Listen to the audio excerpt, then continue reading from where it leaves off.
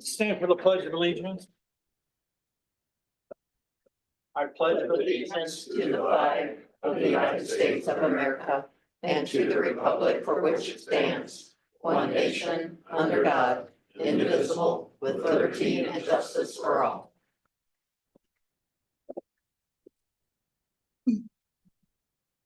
Take the roll call, please. Kushner, Here.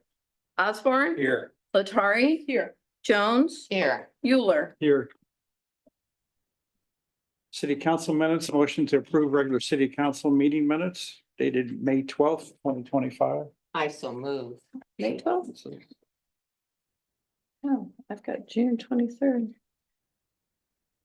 Oh, Oh, you've got a June All 9th. right. Okay. I'll give you, July 14th, thanks. yeah, that's fine. All right,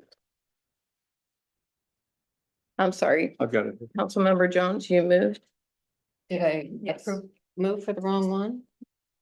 No, I called. for it. June 23rd, 2025. Yes. That's the correct one. Okay, Kushner, Yes. Osborne, Yes. Latari. Yes. Jones. Yes. Euler. Yes. Thanks.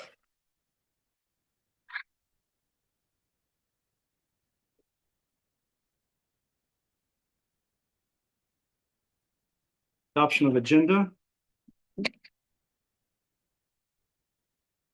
Move to approve agenda as presented. Kushner, Yes. Osborne, Yes. Latari. Yes. Jones, Yes. Euler. Yes. Thank you. 5.1 proclamations for Parks and Recreation Month, July 2025. Who would like to come forward, or all of you? You're all right.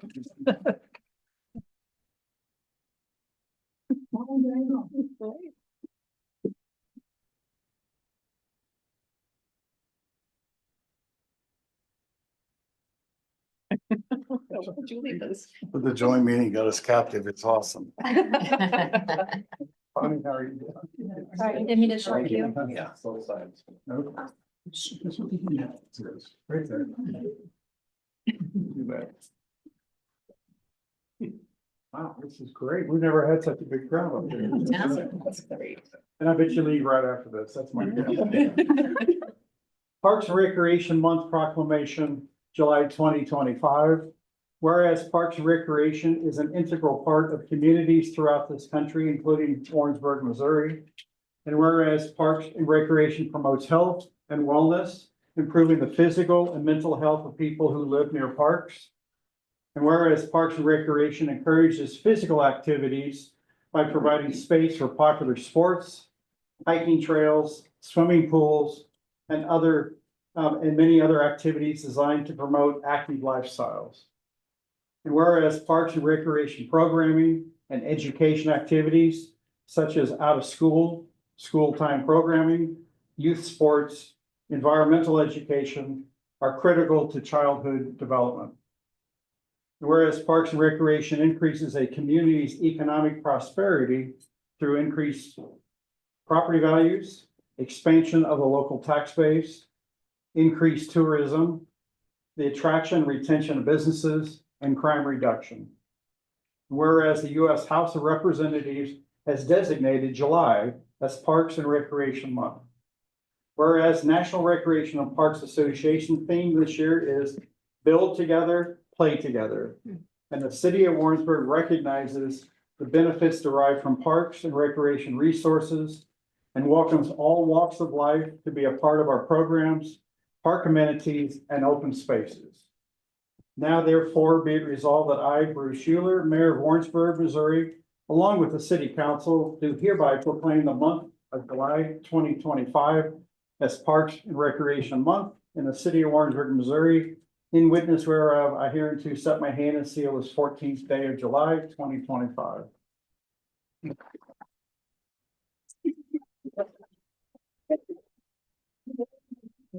You could shake hands.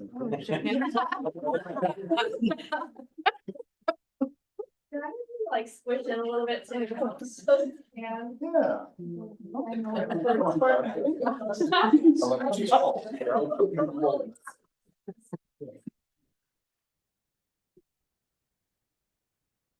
Thank you, guys. Thank you all. Thanks very much. Bye. See you. Good to see you. Jody, take care. Good evening. Thank you. Take care. I know a friend who's so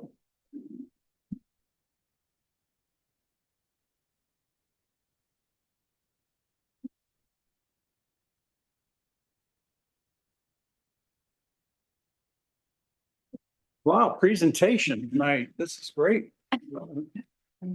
Presentations by city boards and commissions for fiscal year 2026 budget.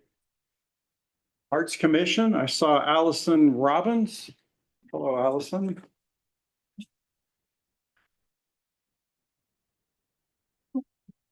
Hi there. Thanks for having me tonight. I wanted to give just a brief overview of what we've done this past year because it relates to our current budget request for this fiscal year 26.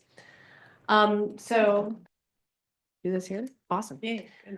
So of course, the Arts Commission is here to promote the arts and make arts available for all citizens. We're really happy that this past fiscal year, we have had a full commission. So all 7 commission positions are full, which has been really wonderful. We also have great ex officios with Marcy Barnhart, who's not here tonight, and Eddie, of course. Some of the things that we've done this past year is I've continued to try to get all of our files in place. And we really thank the city for getting us a city email account. That's made it a lot more easy to share documents and communicate with city staff. That's been really great. We've also worked a lot with public art. We're always really happy to support Warrensburg Main Street's public art projects. And we've also worked on a few that are led by the commission. I know that the historic mulberry tree was a big initiative last year. It is still with the artist Nick Barrow outside of Sedalia, and he is working on that to make it into a bench. As you can see, it's getting close, and we're hoping to have that finished in the next month or two. But of course, it won't have its final home until the Rethink McGuire project is finished. We've also initiated in collaboration with Parks and Rec, a Poetry in the Parks project. And we put out a call for poetry. We selected 10 poems with some judges. And we had all of the poets who had their poems selected come in and record their poetry at UCM music studios. And then as you can see on this the slide, we've made some signs that have both the poem and then the QR code that goes to a recording of the poet reading their poetry. So currently we are finalizing installation plans with Parks and Rec. And so that's one of the things we're going to be looking for budget needs coming forward. We've also been working on a proposal for City Hall to get some art into City Hall through UCM's art lease program. And that proposal will be coming to you probably at your next council meeting or the one after. We just got that finalized. And then finally, a really long-term project that we're working on is thinking about Compton Park, which is across from the police station. And as you can see from that picture, there is a concrete slab that is empty. And that was put there for art. And so we're thinking about how we might acquire a sculpture for that place. We've been exploring different options, and we think that actually commissioning a sculpture would be the best. We've given away 3 grants this year through our community arts grant program, including to Old Drum Wood Carvers, the community band, and to community theater. And of course, I encourage everyone to go to the community band concerts and Godspell, which is coming up. That all has grant money invested in them. We've also done a coffee sleeve kindness project with 2 local elementary schools and some local coffee shops. That was last November. We're looking to repeat that again this November. We've participated in the art walks. And then in September, we're looking at having an edible art fundraiser. More to come on that. But I think we're going to have a cake maker who has been on the Food Network give a demo. So we're very excited about that, but I'm still working on plans. We've also done some commissioner education, and some of us attended a art conference in Kansas City called Artists Thrive, trying to get lots of new ideas, both about fundraising and kind of community art projects that we can bring back to Warrensburg. So moving forward for the next budget year, we're always thinking about kind of our strategic plan, and that was our 5-year plan created a few years ago. I think we're doing actually pretty well on it. But for fiscal year 26, we're basically looking to continue and complete these projects that I just outlined. So continuing to promote arts on our Facebook page, completing poetry in the parks. And the plan is to refresh the poetry every year or two, so there's constantly new poetry in the parks in the coming years. We want to finalize the art in City Hall.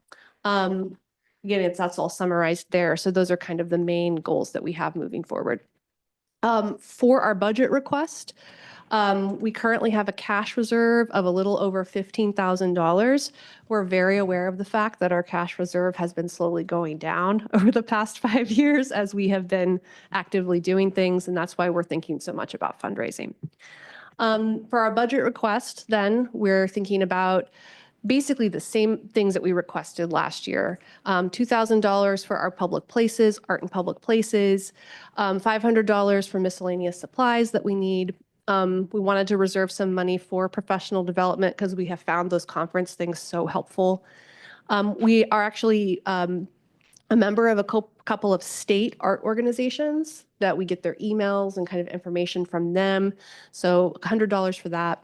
We really think that the best thing we can do is give money to nonprofits and art groups in town that make art. So really our biggest amount on the budget request is for our community arts grants, marketing and legal fees.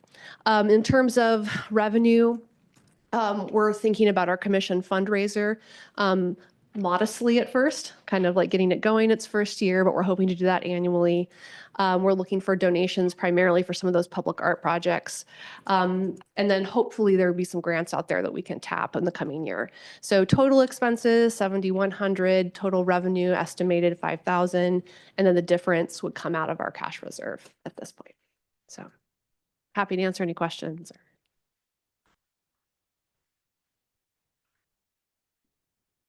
Sorry, question. I feel like I should know this. How is it that you have a cash reserve? Can you talk about that? Because other commissions don't Yes. have that. And I so- had that same question. Yeah. So it just happened, just for, I think for history for me, I came on the Arts Commission in 2020. And they had that cash reserve at that point, and on that slide, that is what I've been started to track in June 2020. That's when I came on and started to look. I have no idea if this is true, but I heard that a past arts commissioner, Gary Grigsby, asked city council for money at some point in the past. And they said yes, and then it was never really used. Oh. But I don't know if that's historically true or not. And if anyone else has any other information on that. I would love for that Can see question to that be coming. answered. We'll go with that story right now. Sounds good. Yeah, Okay. my question as well. Yeah. Okay. Thank you so much, Allison. Thanks, Allison. Diversity and Inclusion Commission.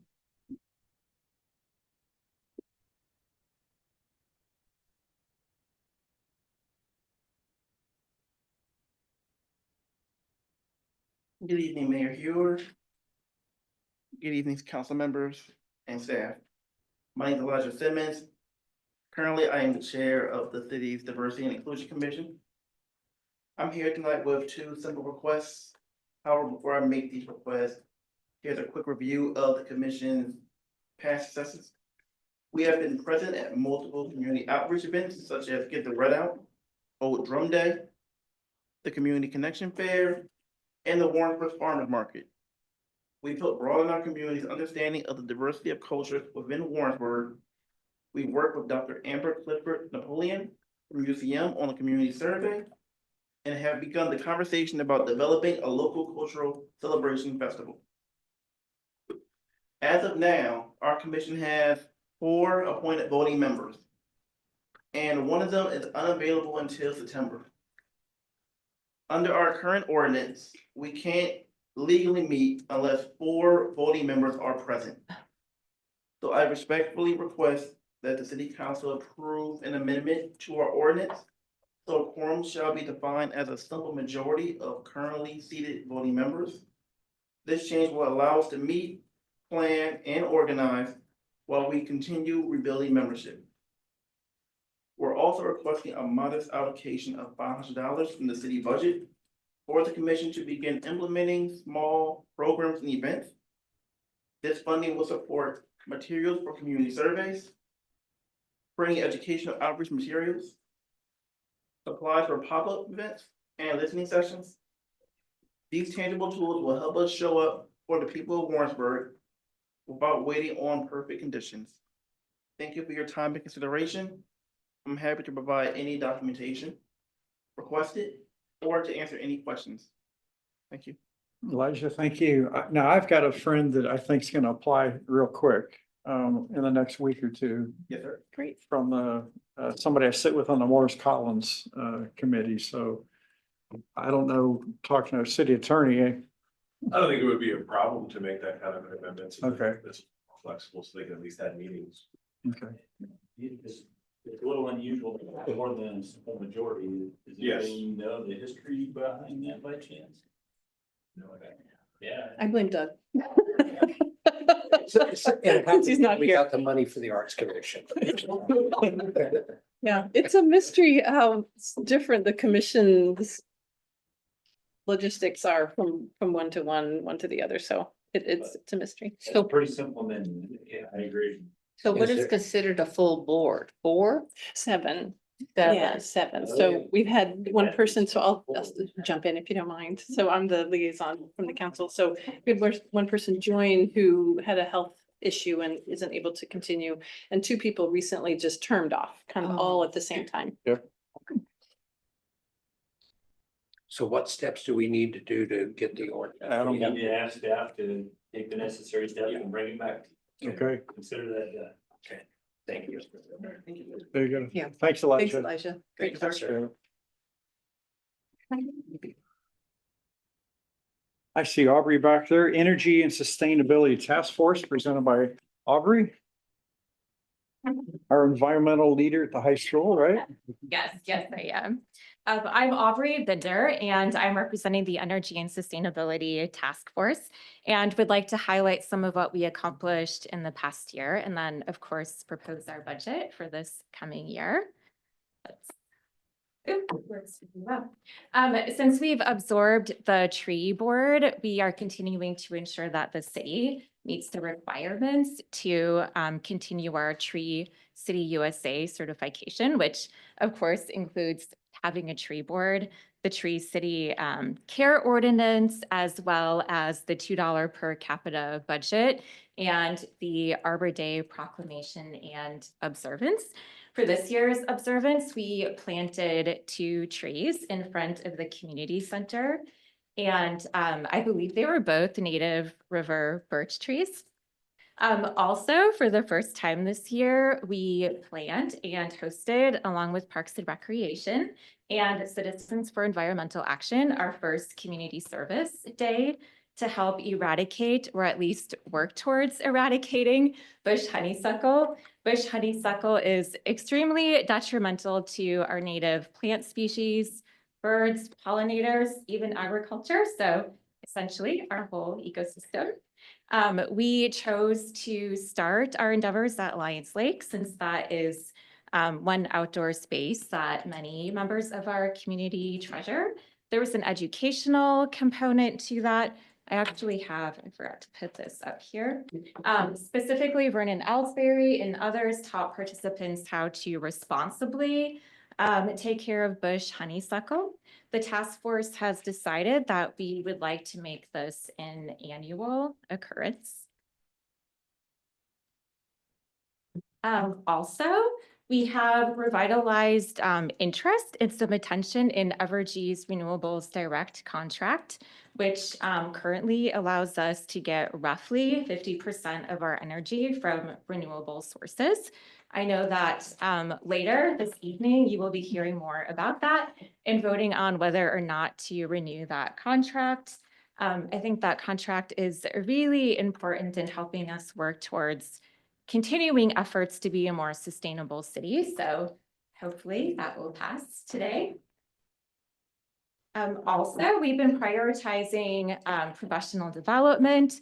We've had experts come in from the Missouri Conservation Department to present on invasive species.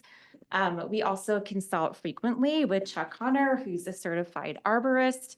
In fact, he attends many of our meetings, which we greatly appreciate. In September, two of our board members, myself and Grant Moore, are going to attend a forestry conference, which focuses on best practices of tree care and maintenance and preservation, but also such sessions as street trees and how they can help promote community. So we're excited for that. Our proposed budget, since we are going to make the Community Service Day an annual event, we are requesting money for tools and supplies. One of the more difficult part of the logistics was figuring out where to get supplies and materials, and we ended up having to source that from multiple different groups. We would also like to increase our allotment for the 2 trees we want to again plant on Arbor Day. Specifically, we would like to purchase more mature trees, which tend to survive better and of course are more expensive. And then we would also like to request funds for more educational opportunities. This past year, we had just enough funds to pay for attendance for 1 person to go to the conference, and we're going to try to make that work between 2 of us. And I think those continuing educational opportunities are really important to help us continue to serve the community. Thank you for your time.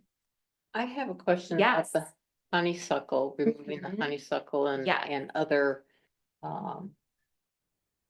brush that is not native to around here. Mhm. Does anybody around here have, where they bring in goats? You, I'm sure perhaps some people in the community too, but I don't know. That's a good question. Because they could go through, at least what you see on the internet. It's They true.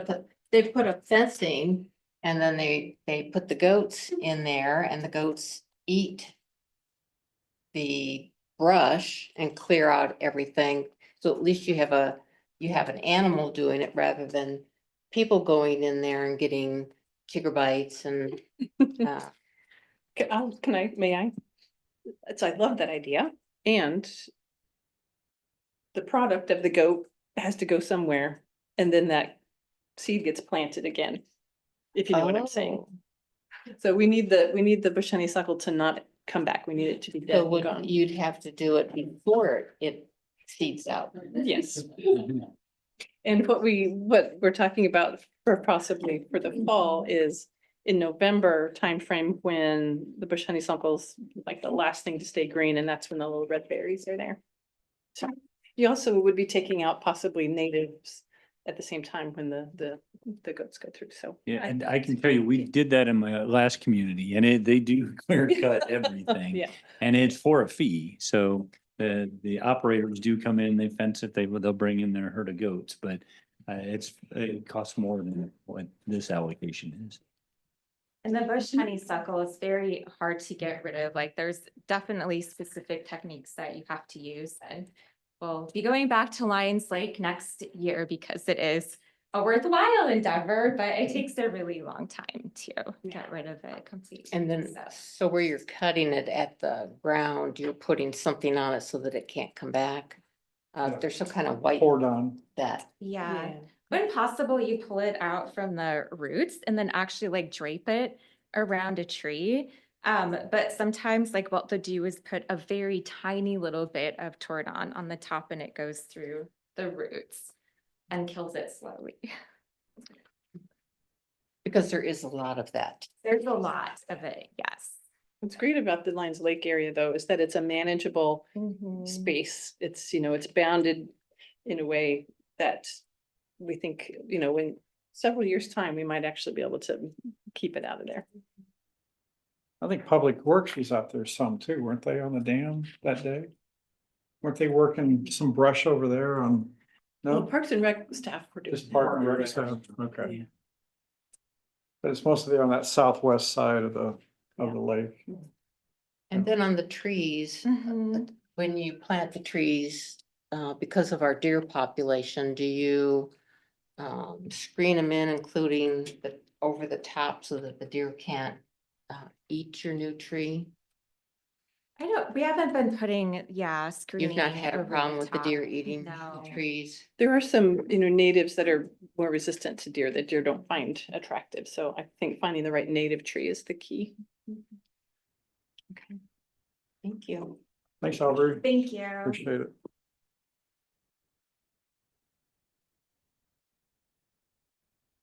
Historic Preservation Commission.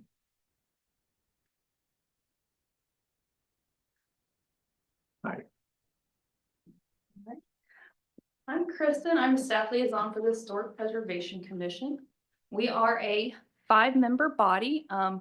We do have a nice diverse commission. Councilman Osborne's also on it as our P and Z liaison.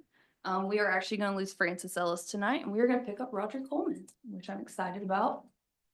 So to kind of go over some of the things we've done in FY25, we did submit 2 grant applications, one for the American World War II Heritage Cities Grant and one from the Historic Preservation Fund Grant. We've also continued working on our Mid-Century Modern project. It's kind of like a project as we are between projects. So when we started it before the preservation plan about a year or so ago, and then we picked it up when the plan was over, so we just keep working on it. And then also our big ticket item for us is the National Preservation Month. We do a couple of things every year, like this year was our 10th anniversary of our Notable Structures and Preservation Opportunities booklet. Most of our foot traffic we actually get from the library table. The librarians were very nice this year, and everything we had put out, it was gone. The books were checked out, all the brochures, everything was checked out. And then Councilman Osborne spearheaded our World War II Readers Theater held at the First Christian Church, and we'll get to have that again this year around Veterans Day. And then we also worked with the Visitor Center. We do have a World War II heritage story map that's available online, but the Visitor Center said they could turn it into a brochure that people can pick up when they stop by. So Kayla at the Visitor Center, she had created a beautiful brochure, and it's out there. And then our commissioners, each one has to complete at least one training throughout the year. We did have one go to the Missouri Preservation Conference at Echo Bluff State Park last year. We also have the Certified Local Government Forum, which is tailored to preservation commissions. We go to Jefferson City, and all the training is tailored to staff and commissioners. And then they'll have the option this year if they want an online training event. Because we do have a membership through the National Alliance of Preservation Commissions, very, very much tailored to commission training. Or they could go back to the Missouri Preservation Conference that's going to be held in St. Louis.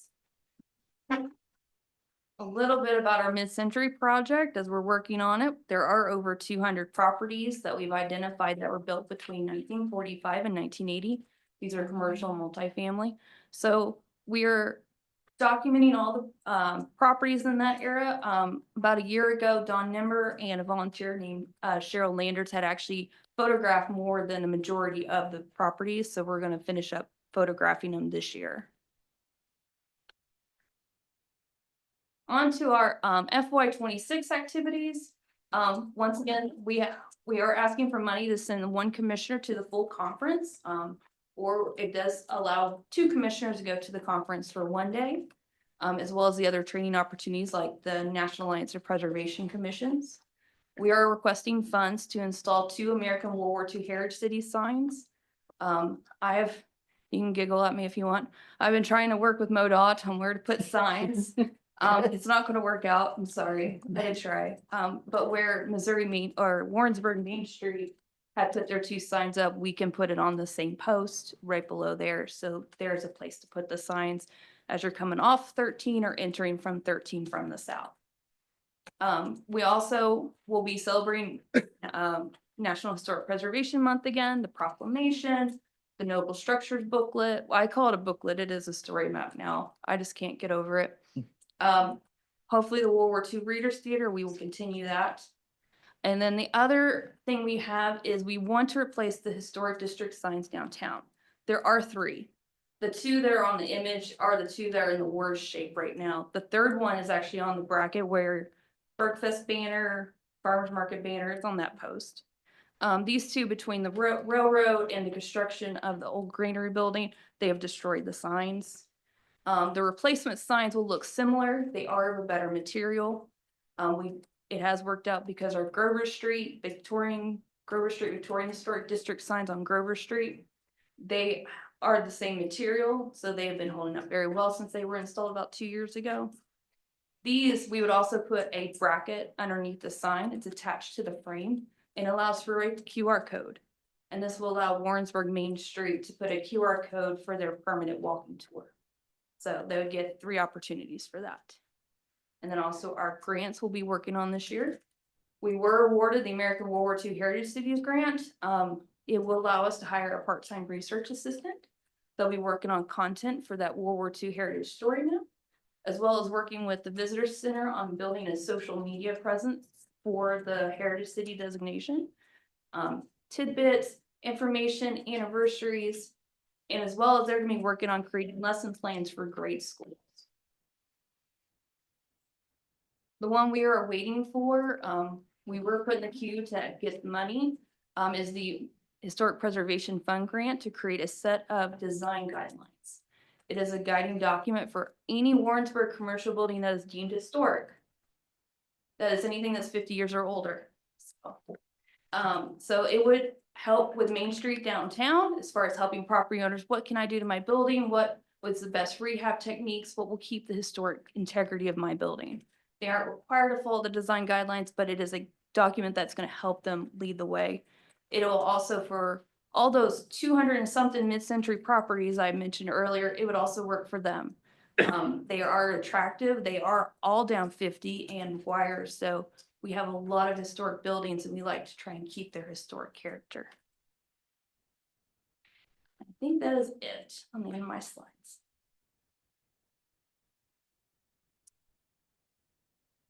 Any questions for Kristen? The Readers Theater, that was wonderful. Thank you. Thank you very And you're much. gonna do it again? Yes, I hope I hope it will be an annual event with new letters each time. Yeah, it was wonderful. Thank you. Appreciate all the work, Kristen, and And I had a question, just what is the actual request? Oh, the request. Sorry, I should have mentioned this. The total request is $65,032. The Historic Preservation Fund grant, it is a 60-40 match. We will get 60% back. And then the World War II Heritage Cities grant, which is a little less than $9,000, it is completely reimbursable. Get all the money back. So we do have to have the money upfront. So for World War II Heritage, we get it all back. And then for the Historic Preservation Fund grant, we do get 60% back, which ends up being, bear with me. We would get back $32,436. And so the request for funding is what specifically? $65,032. Thank you. Thank you. Thank you.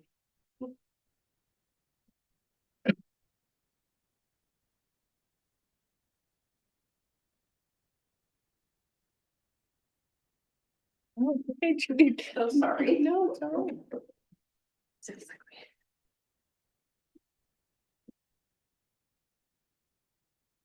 Wow, I'm so sorry.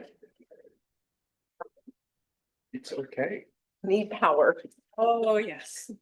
This is important. we can't do anything without you. I know, well, we will wait, you take your You time. hold all the power. I Literally. Okay. You're good. Thank you. Sorry. Sure. Take your time. Yep. Okay. I don't want to lose that. Okay. Here we go. Item 6.2, Retail Strategies Presentation, presented by Cam South, Senior Portfolio Director of Retail Strategies. How are you doing? Doing good, Mayor. How are you doing? Good. Council, I hope everyone's doing well. Today we're just going to go through a little bit of the high level items that we're currently working on, as well as some of current projects we're working on, as well as completed projects. Also, you know, I don't know if you guys are able to kind of touch base on that Retail Academy link that we sent out to the council. for you guys to test. Well, not to test, but to take.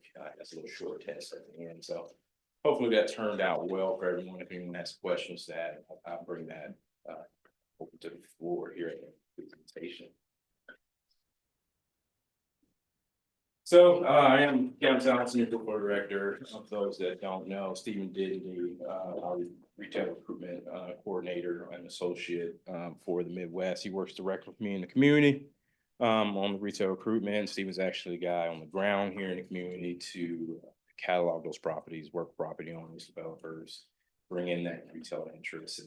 And we have an extended team here in our implementation department. We have a huge team beyond this. That works on behalf of you guys, but just our intermediate, our immediate and extended implementation recruitment team.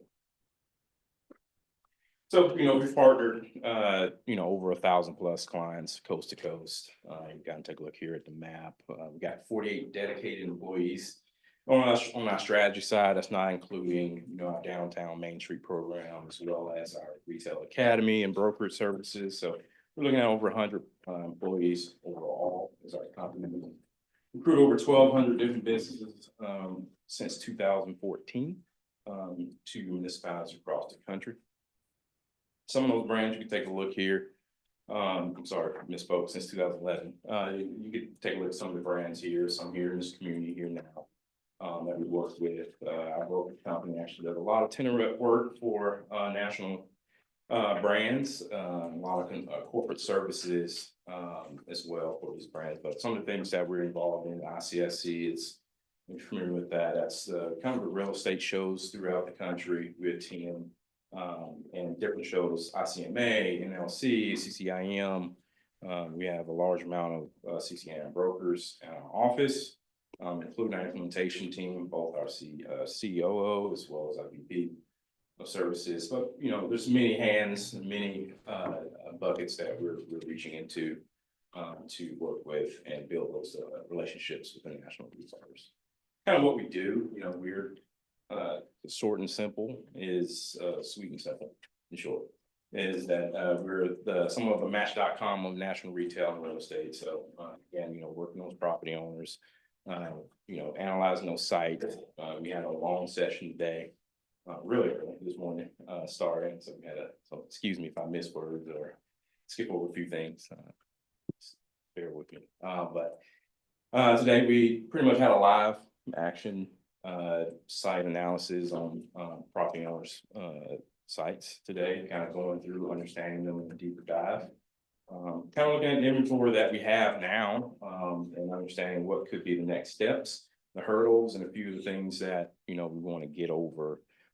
Or how can we apply success and to create a new core in the community if we don't have that space available for those retailers.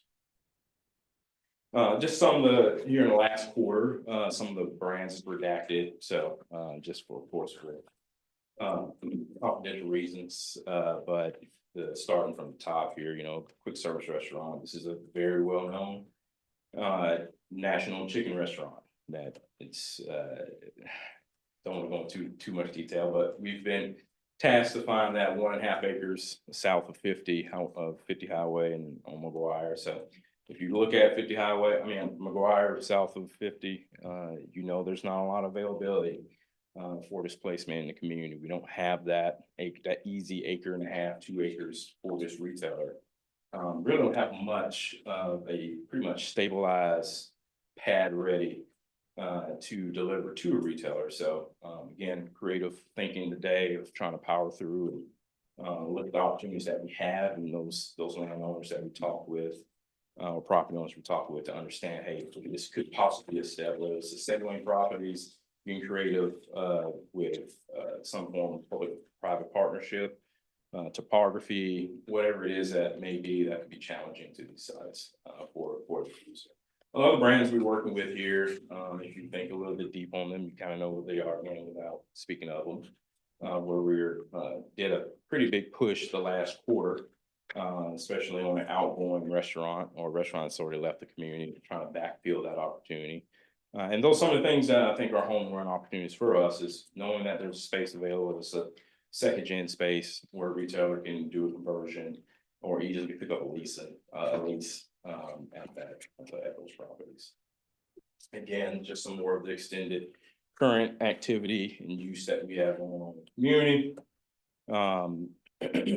So one thing that I want, I want to leave here is that I want all you guys to be a first year junior retail broker. So I want you guys to know the basics. I want you to be able to do Steven's job from here on out. Just kidding. But I want you guys to understand what it looks like in our eyes of kind of how these deals form, and then we're going to play that into an actual deal that formed through some of this timeline. So starting, who knows what the first aspect of a national traded company, how does that start? Where does that start? Yeah, there, that's in front of you, it's Wall Street. So these companies have shareholders, and to maximize their wallets and their growth, the only way you can do that is either sell more of the product or you open more stores to sell more products. So what are two options?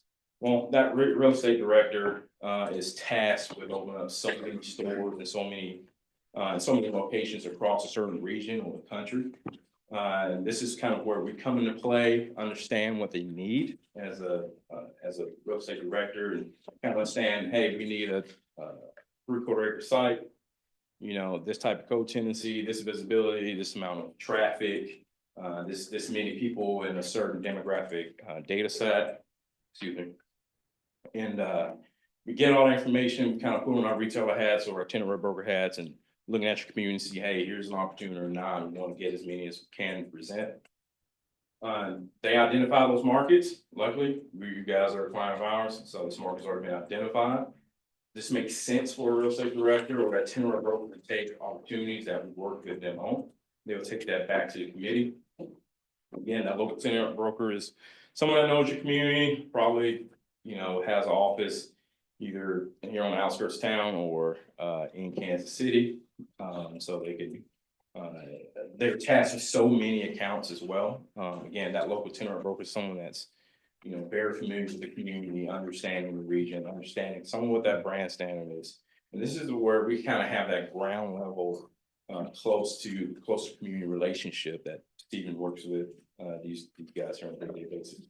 This is where we have that relationship with that. These guys we meet at the shows throughout the country to talk and highlight opportunities here in Warrensburg.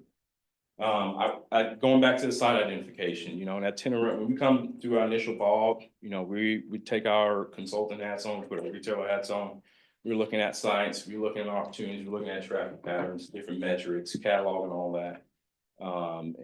We bring that back to our office, we put that in something we call a property catalog.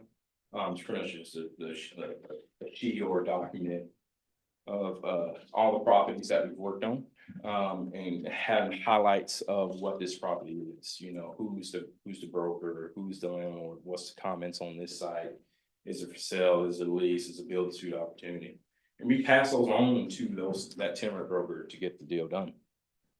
Not take the deal done, but to look at this as a possible deal to hopefully get done. That tenant broker takes those sites.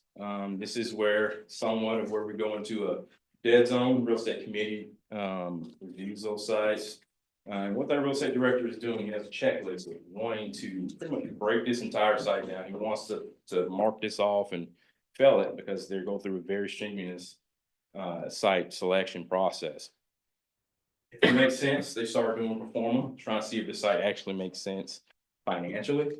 It could be an overpriced site. It wouldn't make sense, especially if it's a franchisee that's coming in. Franchisees don't usually go around a lot of debt service versus a corporate location. So there's many factors financially, if it makes sense or doesn't make sense. If it does, it goes forward to a LOI. LOI is the very first stage. This is where the deal somewhat begins. LOI is just, letter of intent saying, hey, I'm Mr. Property Owner, Mr. Landlord, I'm interested in the property.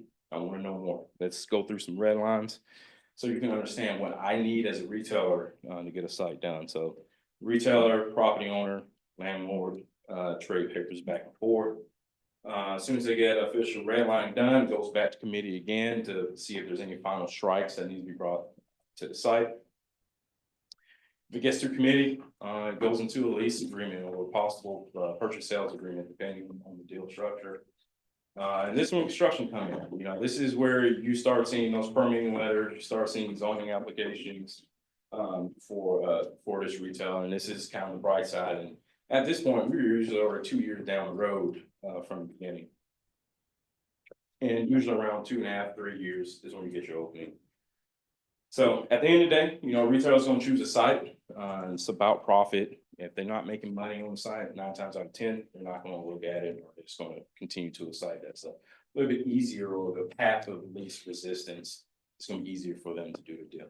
Now, with this in mind, let's go through the Tractor Supply case study here. So we'll just kind of go one by one, or step by step here in on this deal structure. So I myself personally, and Jack Blankenship, he was my recruiter before Stephen came on board with us. So if you look at this now, it's sales tax revenue, you're looking at about 111,000 on average sales tax from a Tractor Supply at 1.87%, if that's correct. I believe that's correct. Sales tax collection here in Warrensburg. So it all started, we have a very huge relationship with CMK Properties out of California.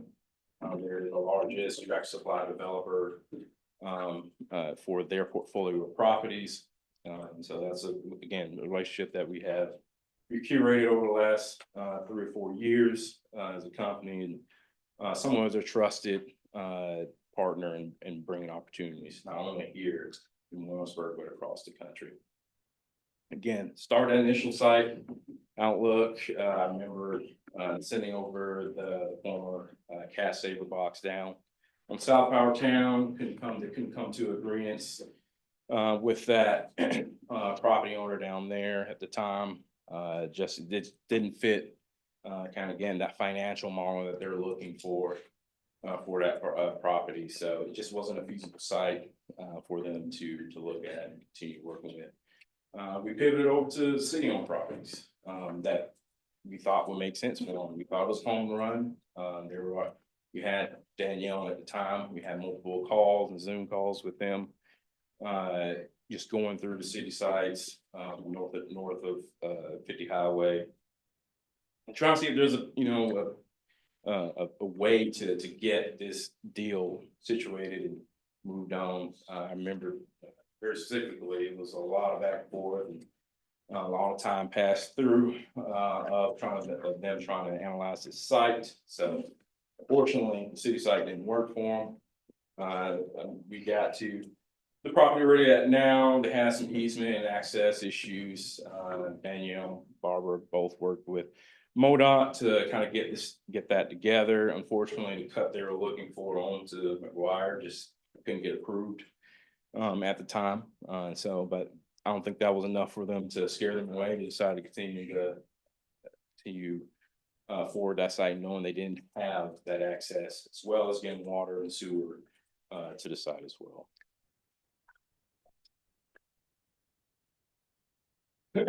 So Q1, if you go back to the June 10th City Council meeting last year, I had a redacted update on this of where we currently are at with the project. They were in the middle of geotech, getting surveys completed for the deal, getting a few things wrapped up, started getting to possible incentive talks with the city, which got down to using Chapter 100, Chapter 100 to help get this project off the ground with CMK, and that got approved. And from there, it's off to the races of them getting the location up and built through their preferred development relationship with CMK. With that, you can kind of look at this as a timeline. It's a 2-year timeline from September of 2022 all the way to December of 2024 with multiple steps. You can kind of see the length and the periods of dark times down of how long it took, and the feedback and the hurdles that were all brought to fruition, and ultimately brought to fruition at the store opening. Any questions? So you guys had meetings today? How did that go? Yeah, no, they went great. without saying names, we met with some established families and business owners here in the community that have really good opportunities for us, especially retail development. There are some challenges to a lot of the opportunities that we looked at, but it's not something that we can't, again, be creative of working with a retailer owner or presenting to a retailer owner. So everyone's kind of was really open with us with their sites, told us exactly what they needed or what they wanted. Deal structure, again, with Barbara and Mike's kind of vision of how, they want to see this laid out. Again, and without the property owner's closed door, we talked about how do we get retailers, knowing we don't have site availability for the sites that they want and need off McGuire's, how do we position them somewhere else in the community? That makes sense. So we went through a pretty big data dive, looked at thematic maps of traffic flow, pinpoints of traffic flow, looking at AM, PM, weekend, weekday traffic, to understand that. We went through a competitive analysis where we look at certain retailers' rankings in the community and understanding, wow, you have really strong restaurants and quick service restaurants in the community, which, tells a story for a lot of the interest we have from quick service restaurants, especially the one that we've been specifically assigned to work on for 1.5 acres. But it tells a story like, hey, yeah, these guys want to be here. You can kind of look at the last couple ones that's opened up, such as Seven Brew and Dutch Brothers, and see that growth of that in the quick service market and coffee markets. So a lot of that's spurring off of that current performance of the brands that are currently here. I guess I would add, one particular property owner, we were able to have a conversation about aggregation of property and the way it sits currently and how they might be able to bring it to market or respond to the need of a quick service restaurant. The other thing that in between meeting with the property owners, we had opportunity to brainstorm and kind of go over some of the data that Cam was mentioning. And I guess I'm going to put you on the spot a little bit, but I don't remember the name of the database that you had, but there was data that you were able to access and look at national retailers in Warrensburg and then see, and you'll probably need to explain this after I get done, but it's not necessarily sales data as much as cellular geofence tracking of I would say foot traffic or activity at a location. And they were able to look at that activity level for the Warrensburg location compared to all the other same brand national retailer activity in the state. And I was really kind of blown away by how high the Warrensburg locations ranked time and time again. I think there's something going on there that's unique about Warrensburg. And we talked about, is that an opportunity in addition to just our demographics and the information that's readily available? Can we tell a story that Warrensburg outperforms? And also we've got some data that even if you're not on the McGuire corridor, it outperforms. And so I'll let you build on Yeah, that. so we, as a company, we're bringing on a new demographic services. I'm not at liberty yet to discuss it because we're not on a full contract, so we're still in the onboarding phase of that because we're currently working with a current demographer where we can't have a breach of contract, so I'm not saying names on that. But if you're familiar with Placer AI and kind of what those services provide. Say the name again for me. Placer AI, if you're familiar with that. I'm not familiar. Yeah, a lot of Placer AI is another demography service. A lot of communities, a lot of cities across the country use it. Mainly more on the municipal side, as I understand it, like a festival you had in town, you can kind of geofence Gotcha. certain area, kind of see what that foot traffic looked like. Right. It's a service very similar to Placer, but this one is very geared toward retailers because retailers use the same demography service, and now we kind of have our eyes on this as well, what they're looking at. So when Stephen is, reaching out to or presenting opportunities to retailers, we've already knocked out the ABCs of what they're looking for in the community. But as Mike was saying, like we can look at any national brand that's geofenced in your community, and what geofencing means is when you have your mobile cell phone device and location sharing, you walk through that geofence, it's going to count you as a consumer. A lot more to it, but it understands your shopping habits, your behaviors. You're familiar with George Orwell 1984, kind of like Big Brother's watching you. But that data is sold to data companies, and developers buy that data to, again, understand the consumer. You know, your core 7% of customer trade. And so again, that helps us to understand, like, hey, this Taco Bell is number 3, you know, in the state, or this Dairy Queen is number 3 or number 2, number 1, or whatever brand you're looking at, again, which shows very strong growth in the community. And we're comparing, speaking of Dairy Queen, we're comparing, contrasting that Dairy Queen to it not being on the main retail corridor as other QSRs, but still have a very strong positioning and ranking in the state. So again, very, very intuitive deep dive. I mean, we just scratched the surface with that. So until we get full capabilities of the service here, hopefully in the next couple of months, we'll be able to do a little more in-depth site tracking retail improvement. Going forward, I hope we have good communications, because I've got to tell you, 3 years I've been really disappointed. And that was one of the first things I talked to Mike about, was retail strategies, that I didn't think we were getting our money's worth out of it. We weren't getting communication, we weren't getting any reports, we hadn't seen any results. Tractor Supply, we also know local people that got involved with that, with the property, and another developer and everything. And I know you guys are taking credit for it, and maybe justly deserve that, but I really hope going forward that you have good communications and let us know what you're working with. We don't need names, that's not why we're here. But that Mike and Kristen are happy with the results going forward, because I didn't think we had any worth out of this the last 3 years. We've had no communication. I think last year you guys came in, didn't even drive the town. Year before, I think you called in on a Zoom meeting, and that's all we've had. And maybe you've had some meetings with Danielle in the past, but we weren't getting information here. And, you know, we're in this, you know, we've got a contract with you, and we'll, you know, agree to that, follow that, but I just hope it gets better going forward. Yeah, I agree. You know, communication probably hasn't been 100% spot on, and I understand that we have a, you know, new point of contact here in place too, where that information, you know, from what I've seen, it seems to be delivering pretty well. So, and just to go back to that again, I'll stand on the dying sword about the Tractor Supply. You know, again, that's literally from day one. It was formed off our relationship with CMK. So again, if it matters anything, we can have them write a letter, or whoever, Tractor Supply, write a letter to you.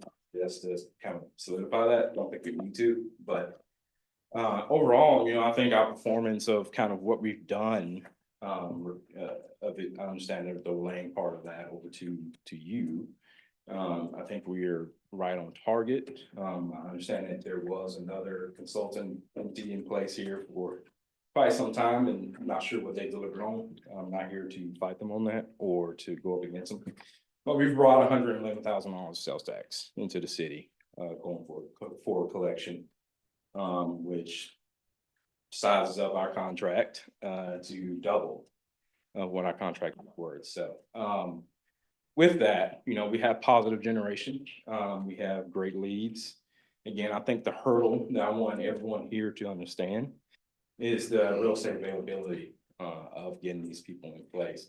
And also I want the council and you as well, Mayor, our team that we have here is to kind of be creative and open of kind of how we can bring in some of these bigger box brands that we're working on. We talked about a couple options of how we can work with the council and work with property owners on that public-private partnership, just because the cost of construction and things are extremely high. Mm-hmm. Versus second gen space, which again, the space that we have for some of these big boxes, there's two things we're up against. The condition of the space, the availability of space, and the cost that the retailers are wanting versus what the property owner is needing to get these deals done. So again, incentives are a huge thing. Not leading with it, we don't ever lead with it unless that retailer needs those things. Right. So, whatever you can do, I greatly appreciate any feedback from council view on how we can navigate this, and love to sit down, kind of brain dump on possible options. I would just follow up with that, what, or is there anything in the agreement about reports, about, quarterly or biannual reports to staff and to council? Because not having been as involved before, we need to hear about it, but more importantly, the public needs to be able to hear about, what the city's investment is producing. It's of interest to us certainly, but we need the public to know where these funds are going and having regular reports. So is that something as standard that you do with other communities? We do, we have we have a quarterly business report that's usually delivered to our point of contact, but again, I'm more than happy to deliver that QBR redacted to the council or unredacted council, as long as there's, I think it's fun to go to city management and they'll share with us what they think's important, but we felt like we've been in the dark for 3 years with this, that we haven't really gotten feedback. The other company didn't charge what you charged, but I don't think we had any results with them as I understand. And so that's why, maybe a new page with Mike coming in here and Kristen to have good communication. I know you guys have spoken pretty much since you started here, I think. Yeah.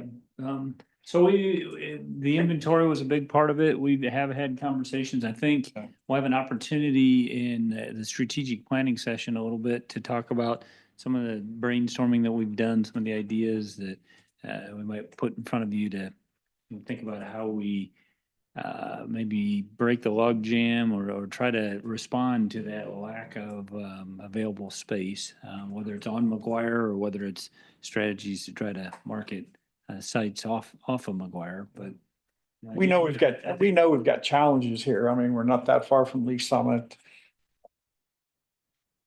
Land, obviously, but really going forward, it's really just you guys having good communication and these two will get you all the information you need, and staff will too to move forward. Barbara's been working with us for a long time in Warrensburg, and again, as Susie said, we want to see some results because it's a big investment for us, and we want to be able to tell taxpayers that, hey, we're getting our money's worth out of this. So. Yeah, absolutely. I 100% agree with you. You have a century base. Each and every one of you guys have a century base you have to, you're reliable for and have to respond to. So I completely understand that. So whether that's dripping in a little small feedback to you guys directly, if there's anything you guys as council, in your areas that could be an opportunity for us, we'll have to know that, but continue communication with Mike, which has been great, and with all since the partnership, our two great point of contacts we have. So if anything comes up or you have direct questions, feel free to reach out to me or Mike. We'll do our best to get those answered. But yeah, going forward, we have a quarterly business report that is released to you guys. Well, appreciate you coming in tonight. Thank you very much. Presenting to us. Thank you. Do you have anything else? Anybody? Thank you. Okay. Thank you so Thanks, much. Cam. Thank you, sir.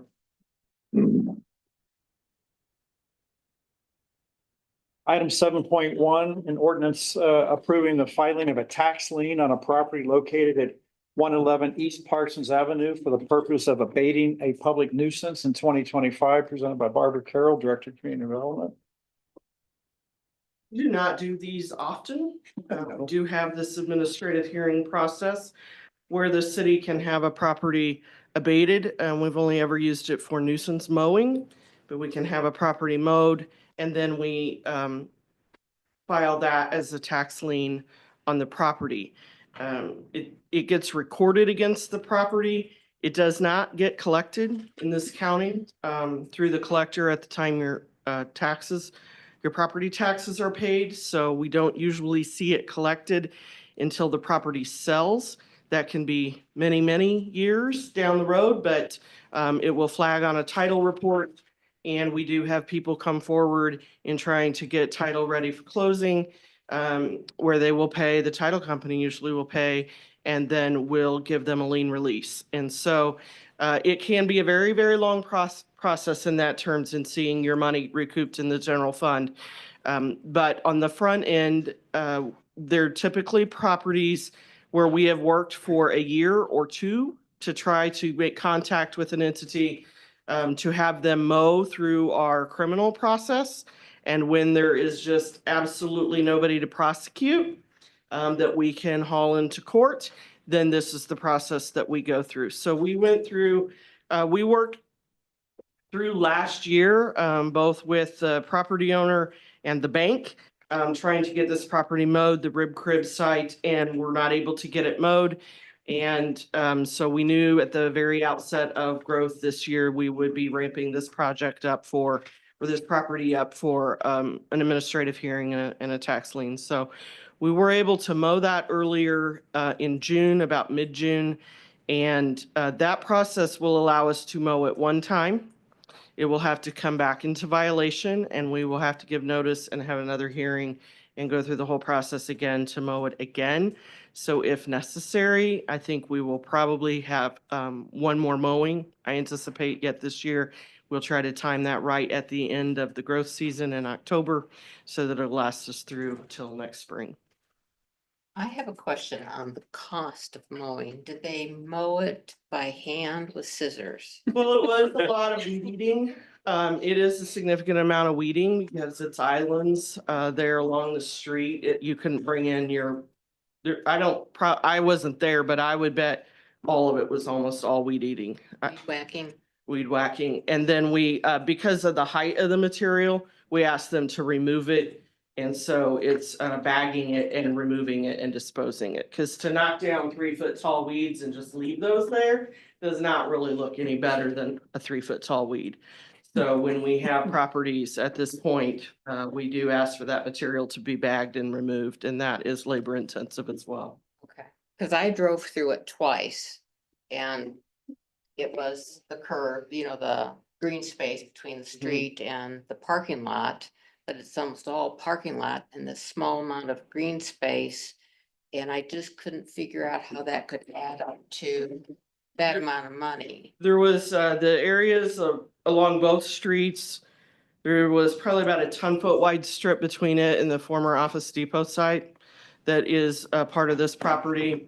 And there is a lot of bushes there to work around. And then it was up around the building as well in the islands around on at least 3 sides of the building that I'm aware of. Then that was also weed whack work. And then one other question on the mowing contractor, is this, it refers to mowed by the city's contractor.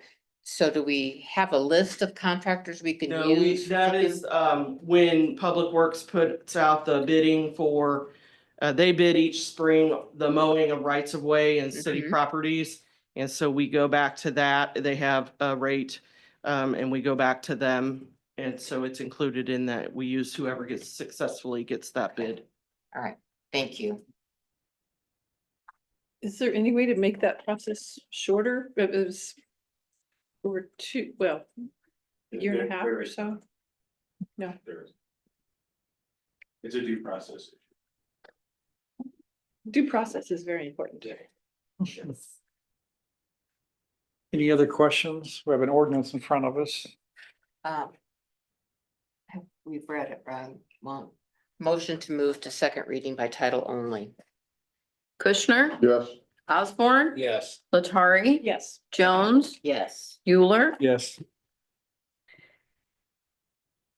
This is an ordinance approving the filing of a tax lien on a property located at 111 East Parsons Avenue for the purpose of abating a public nuisance in 2025.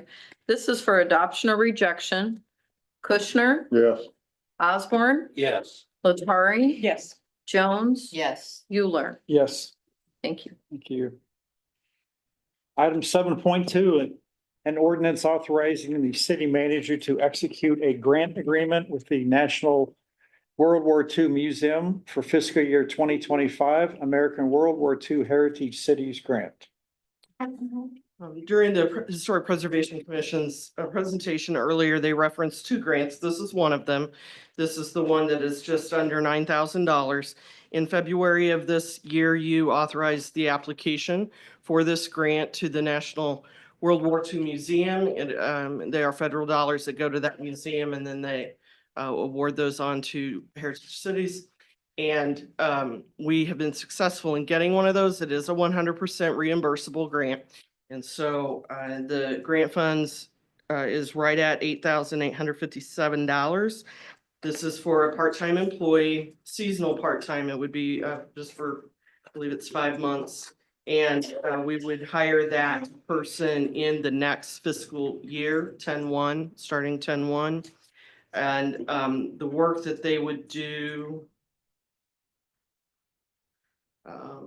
as a research assistant would be working to gather the information for the story map, the GIS story map, the social media tasks involved with that story map and creating that presence through the CVB, lesson plans for schools in Johnson County to use, and then a couple of retractable banners to promote the district at different community events. So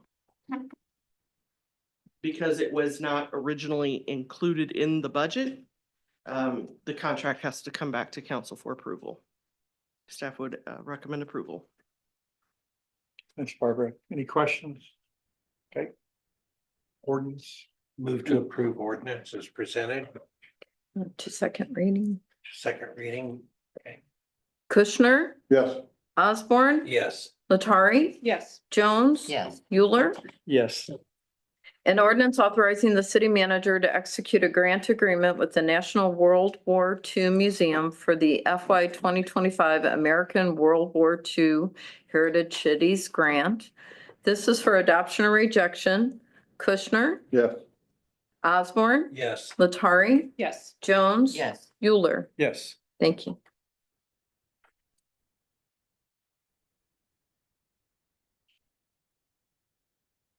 Item 7.3, already here. An ordinance authorizing the city manager and the city clerk to execute a contract agreement with Advanced Asphalt Paving and Concrete LLC for the 2025 street maintenance program hot mix overlay in the city of Warrensburg, presented by Phil Adledge, our Public Works Director. Evening, Mayor, City Council members. So we were up here already. We'd approved a contract with All Pro Asphalt Maintenance. After we sent out that they were to proceed, they came back and said that they didn't have time to fit us in their schedule. So their bid was the low bid at $377,161. We reached out to All Pro since we found out, we reached out to Advance Asphalt since we found out All Pro couldn't get us in their schedule. Advance said that they could get us in their schedule.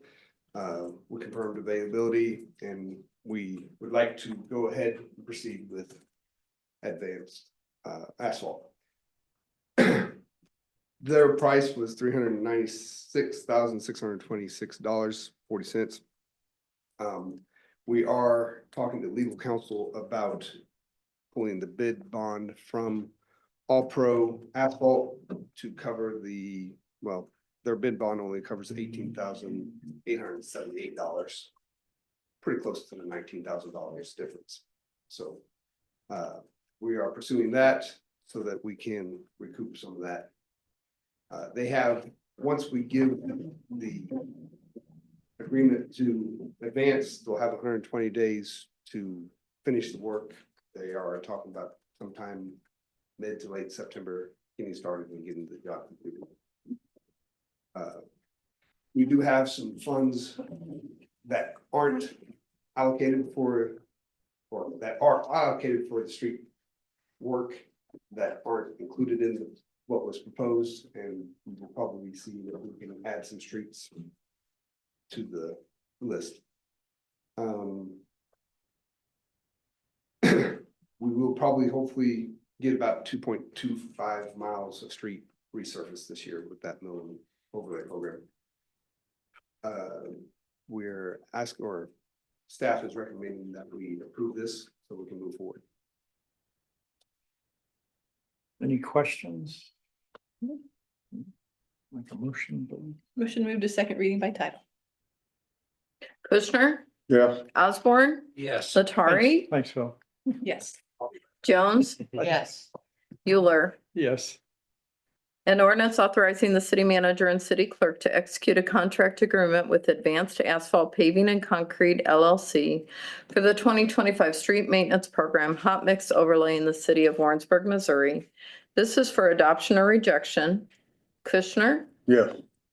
Osborne, Yes. Latari, Yes. Jones, Yes. Euler. Yes, Thank you. thank you. Phil, you're a busy man here. You Mhm. get Lots going a on. variety of projects here, so, Lots going on. So we're at 7.4. An ordinance authorizing the city manager and the city clerk to execute a contract agreement with Evergy for the renewables direct participation agreement for Missouri customers with the city of Warrensburg, Missouri, presented by Phil. So, good evening, council again. In 2020, we entered the renewables agreement with Evergy for 5 years. That time has expired. We went back to Evergy and we talked to them, and they are wanting us to rejoin the renewables direct agreement for 8 years. We're doing 50%, and it's at $18 and lost it here. It was around 18.10 per kilowatt, no megawatt hour.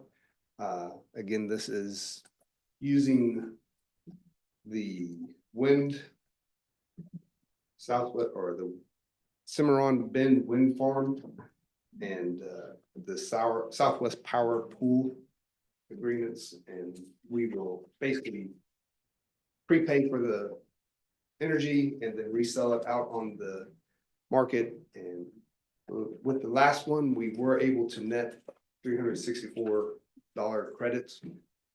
So we did have a little bit of savings.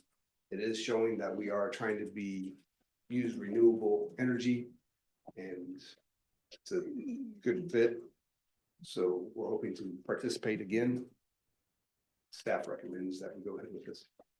So the only difference between this one and the previous one is it's 8 years instead of 5 years. Yep.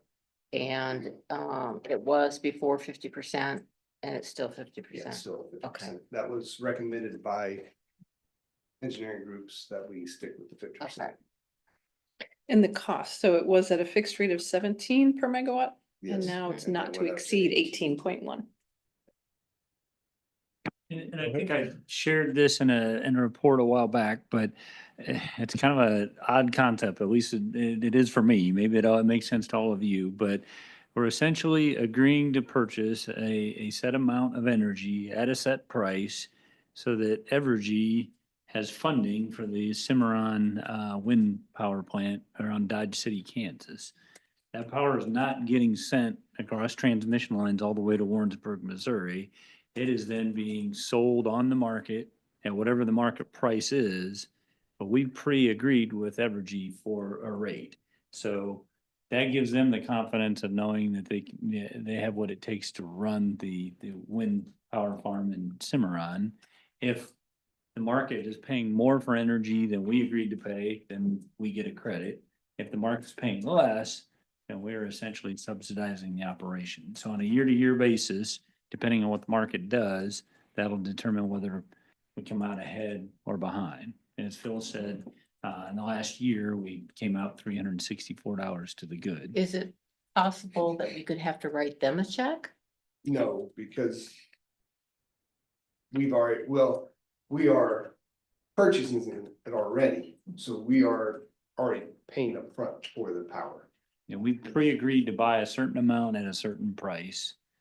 And Evergy knows that, and then they'll sell it on the market, and if it So if comes they in. can't sell it for what we've agreed and they lose money, they don't come to us to make it up. No, we've already agreed to purchase 50% of our power at this rate. Okay. So Okay. it's really a question of our consumption and the market rate. And whether we are paying a premium for that wind energy, or whether the market is purchasing it at what we've agreed to pay or more. Okay. In the previous years, whenever I was looking at the plant Evergy bills, we saw a good discount from this program. We were seeing $4,000. Okay. That's so.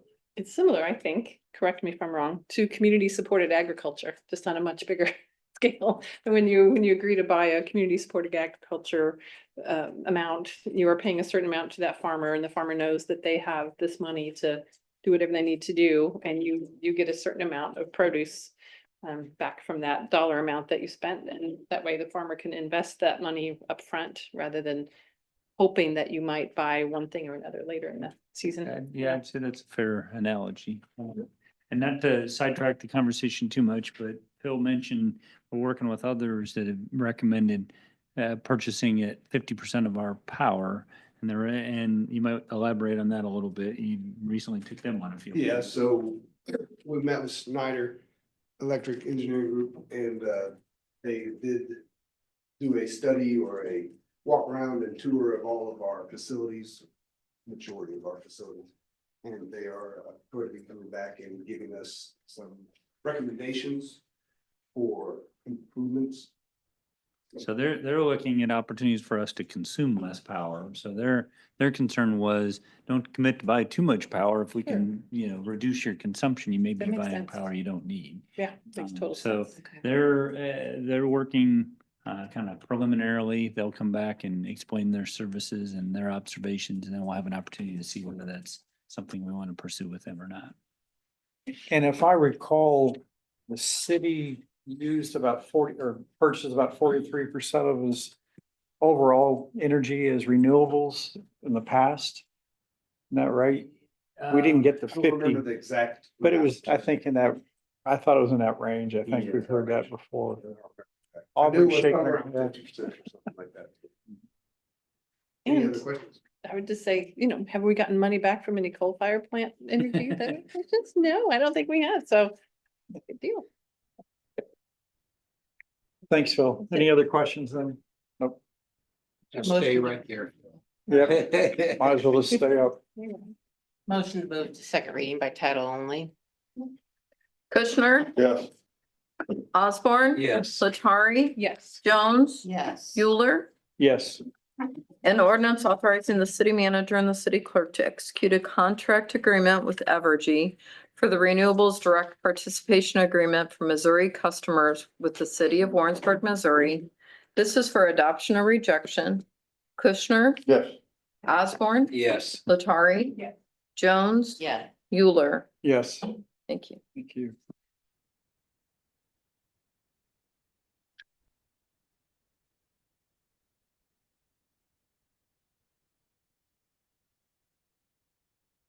Item 7.5, an ordinance authorizing the city manager and city clerk to execute a contract agreement with Tri-Smith Construction LLC for the Lions Lake Improvement Project presented by Bill.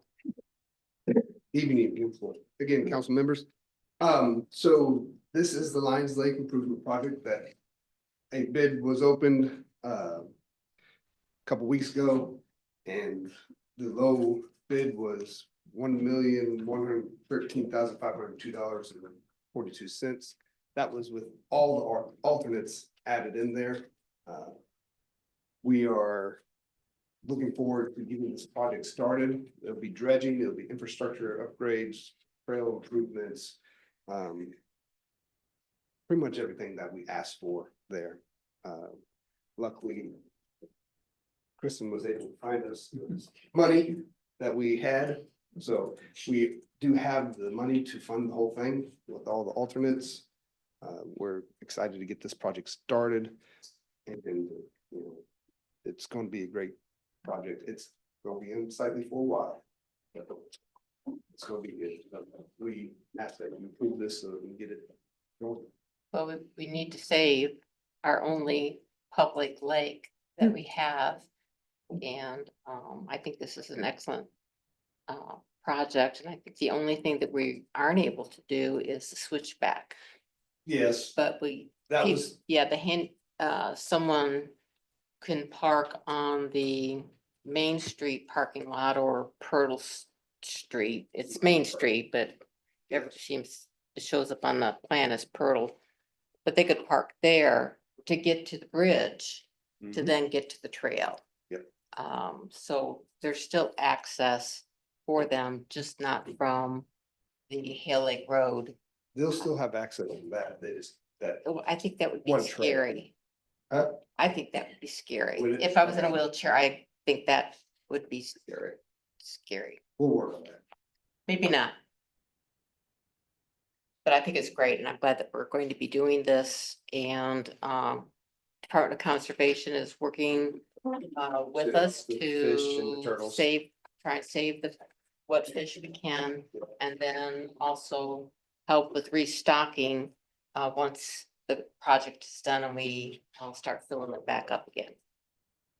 So from start to finish is about how long? Well, so start depending on how fast it will dry and how fast. Assuming that it doesn't rain process- like it has been. Exactly.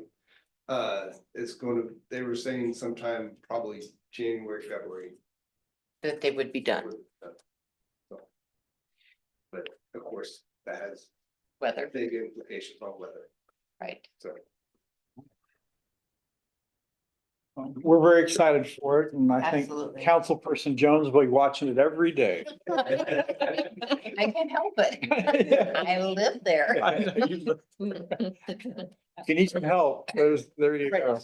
I can tell you what it needs. Supervision. Take pictures a lot and you know, send them to my email. That'd be great. All right, I can do that.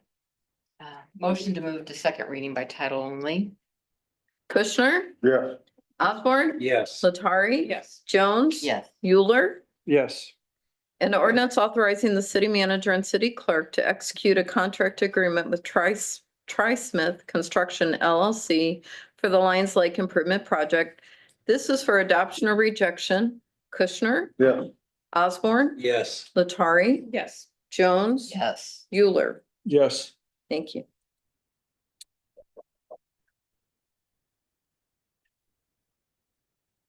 Item 7.6, an ordinance authorizing the city manager and city clerk to execute contract amendment number 2 to the agreement with Bowen Engineering Corporation for the west and east wastewater treatment plant improvements in the city of Warrensburg, Missouri, presented by nobody else but Phil. Evening, Councilman. I'm going to invite Pat with Bowen Construction up here. If you all have any tougher questions, Pat's going to answer them. He is our CMAR on the project.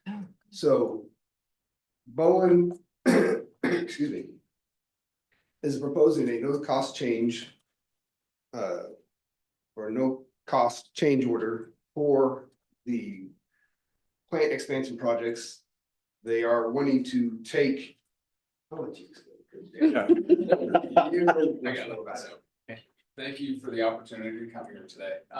So what we proposed to Phil and the city was we have been awarded and are going to be the self-perform contractor for the majority of the project.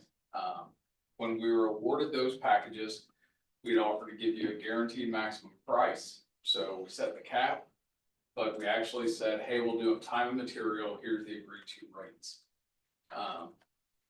That way, if there's any savings, you guys keep them. There were a lot of good reasons to do it. So the one odd thing that resulted was for general condition, trailers, project managers, those kind of things, the way the contract was set up, I get a monthly fee for those, but I'm doing everything else time and material.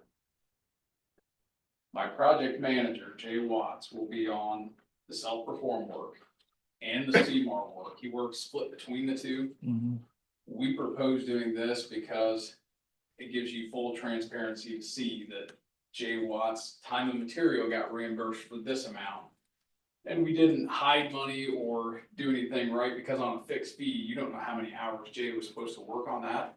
If I made the entire thing time and material, there's no perception. You get to see all the costs. I didn't change any of the maximum prices.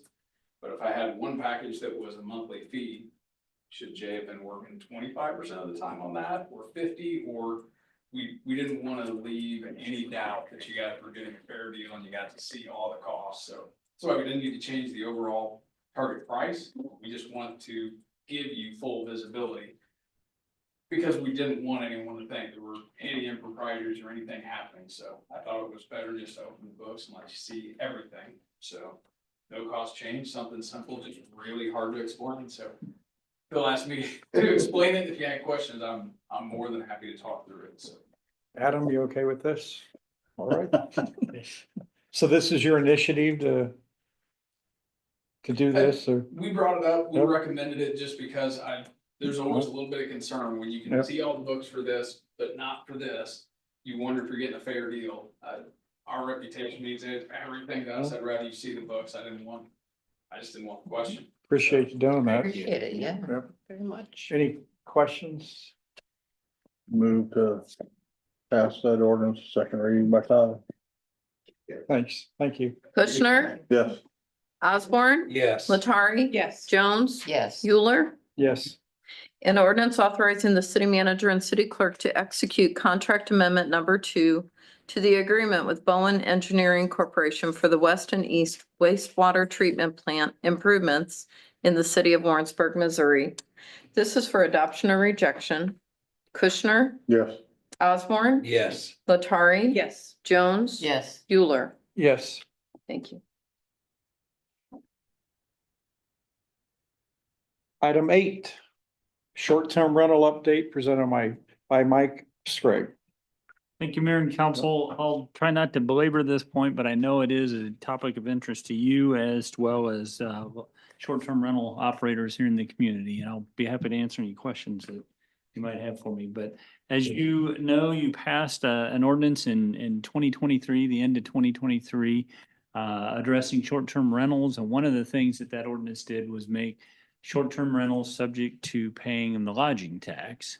And so there was conversation at that time about how that might work. Staff had a public hearing in October of 2024 with hosts and members of the public, and at that time indicated that Airbnb, which isn't the only short-term rental operator, but a significant one, that Airbnb had a mechanism by which they could collect the lodging tax on behalf of the host and pay the city. And in looking at the information at that time and looking at the information today, staff had every reason to reasonably expect that was the case. And so in my letter to you, I've quoted Airbnb's website quite a bit. And I won't read all that to you, but those quotes were pulled off their website last Thursday as they put the staff report together. So that's not dated information. That's what their website says still today. And at first blush, it would lead you to believe that they will enter into tax collection agreements with local governments. And they have a whole drop-down menu system internationally, down to the United States, down to individual states. You look at Missouri, and there's 4 or 5 that are on there listed as having sales tax agreements with Airbnb. However, in addition to that public hearing in October, staff started reaching out to Airbnb back in October, trying to get that agreement in place. And this is where I could easily belabor the point, but I would tell you, at least 4 different staff people that I am aware of reached out to Airbnb. We tried every means of communication we could think of. In the end, we got an email back, and I put that in the letter as well, basically saying, thank you, but Airbnb is not currently entering into new collection agreements in Missouri. Now, it did go on to say, it described it as a matter of competitive parity. I'm not exactly sure what they mean by that. And that they are only collecting new taxes in jurisdictions where there's a mandatory legal obligation to do so. As I've talked to some of you, you've asked the obvious question, well, we have an ordinance, we have a lodging tax. How's that not a mandatory obligation to do so? But as you look at Airbnb's website, I think, I'm having to speculate, they are relying on kind of that state tax. They have an itemization of the state's 4.225 city sales tax rates, the kind of the standard sales tax rate that we have the authority to enact. The Department of Revenue's county sales taxes, the statewide tourism tax, and promotional tourism taxes. I think they've identified the things that are typically in place across all communities And then lodging taxes are not necessarily as uniformly adopted by communities, and they're seeing that as something that they're choosing to opt out of. Now, I would tell you, trying to have a dialogue with Airbnb that's productive is nearly impossible. So I haven't even tried to pose these questions to them and get answers. In fact, you end up talking to someone different every time, and it's just not productive. So as far as a fiscal, so I guess I'm not saying that it's a viable option, and staff certainly not recommending it. But you could choose to take a step back and try to undo the lodging tax application to short-term rentals. So that kind of raises the fiscal question of what's the fiscal impact of the lodging tax. Without some history, it's really hard for us to say what that might look like.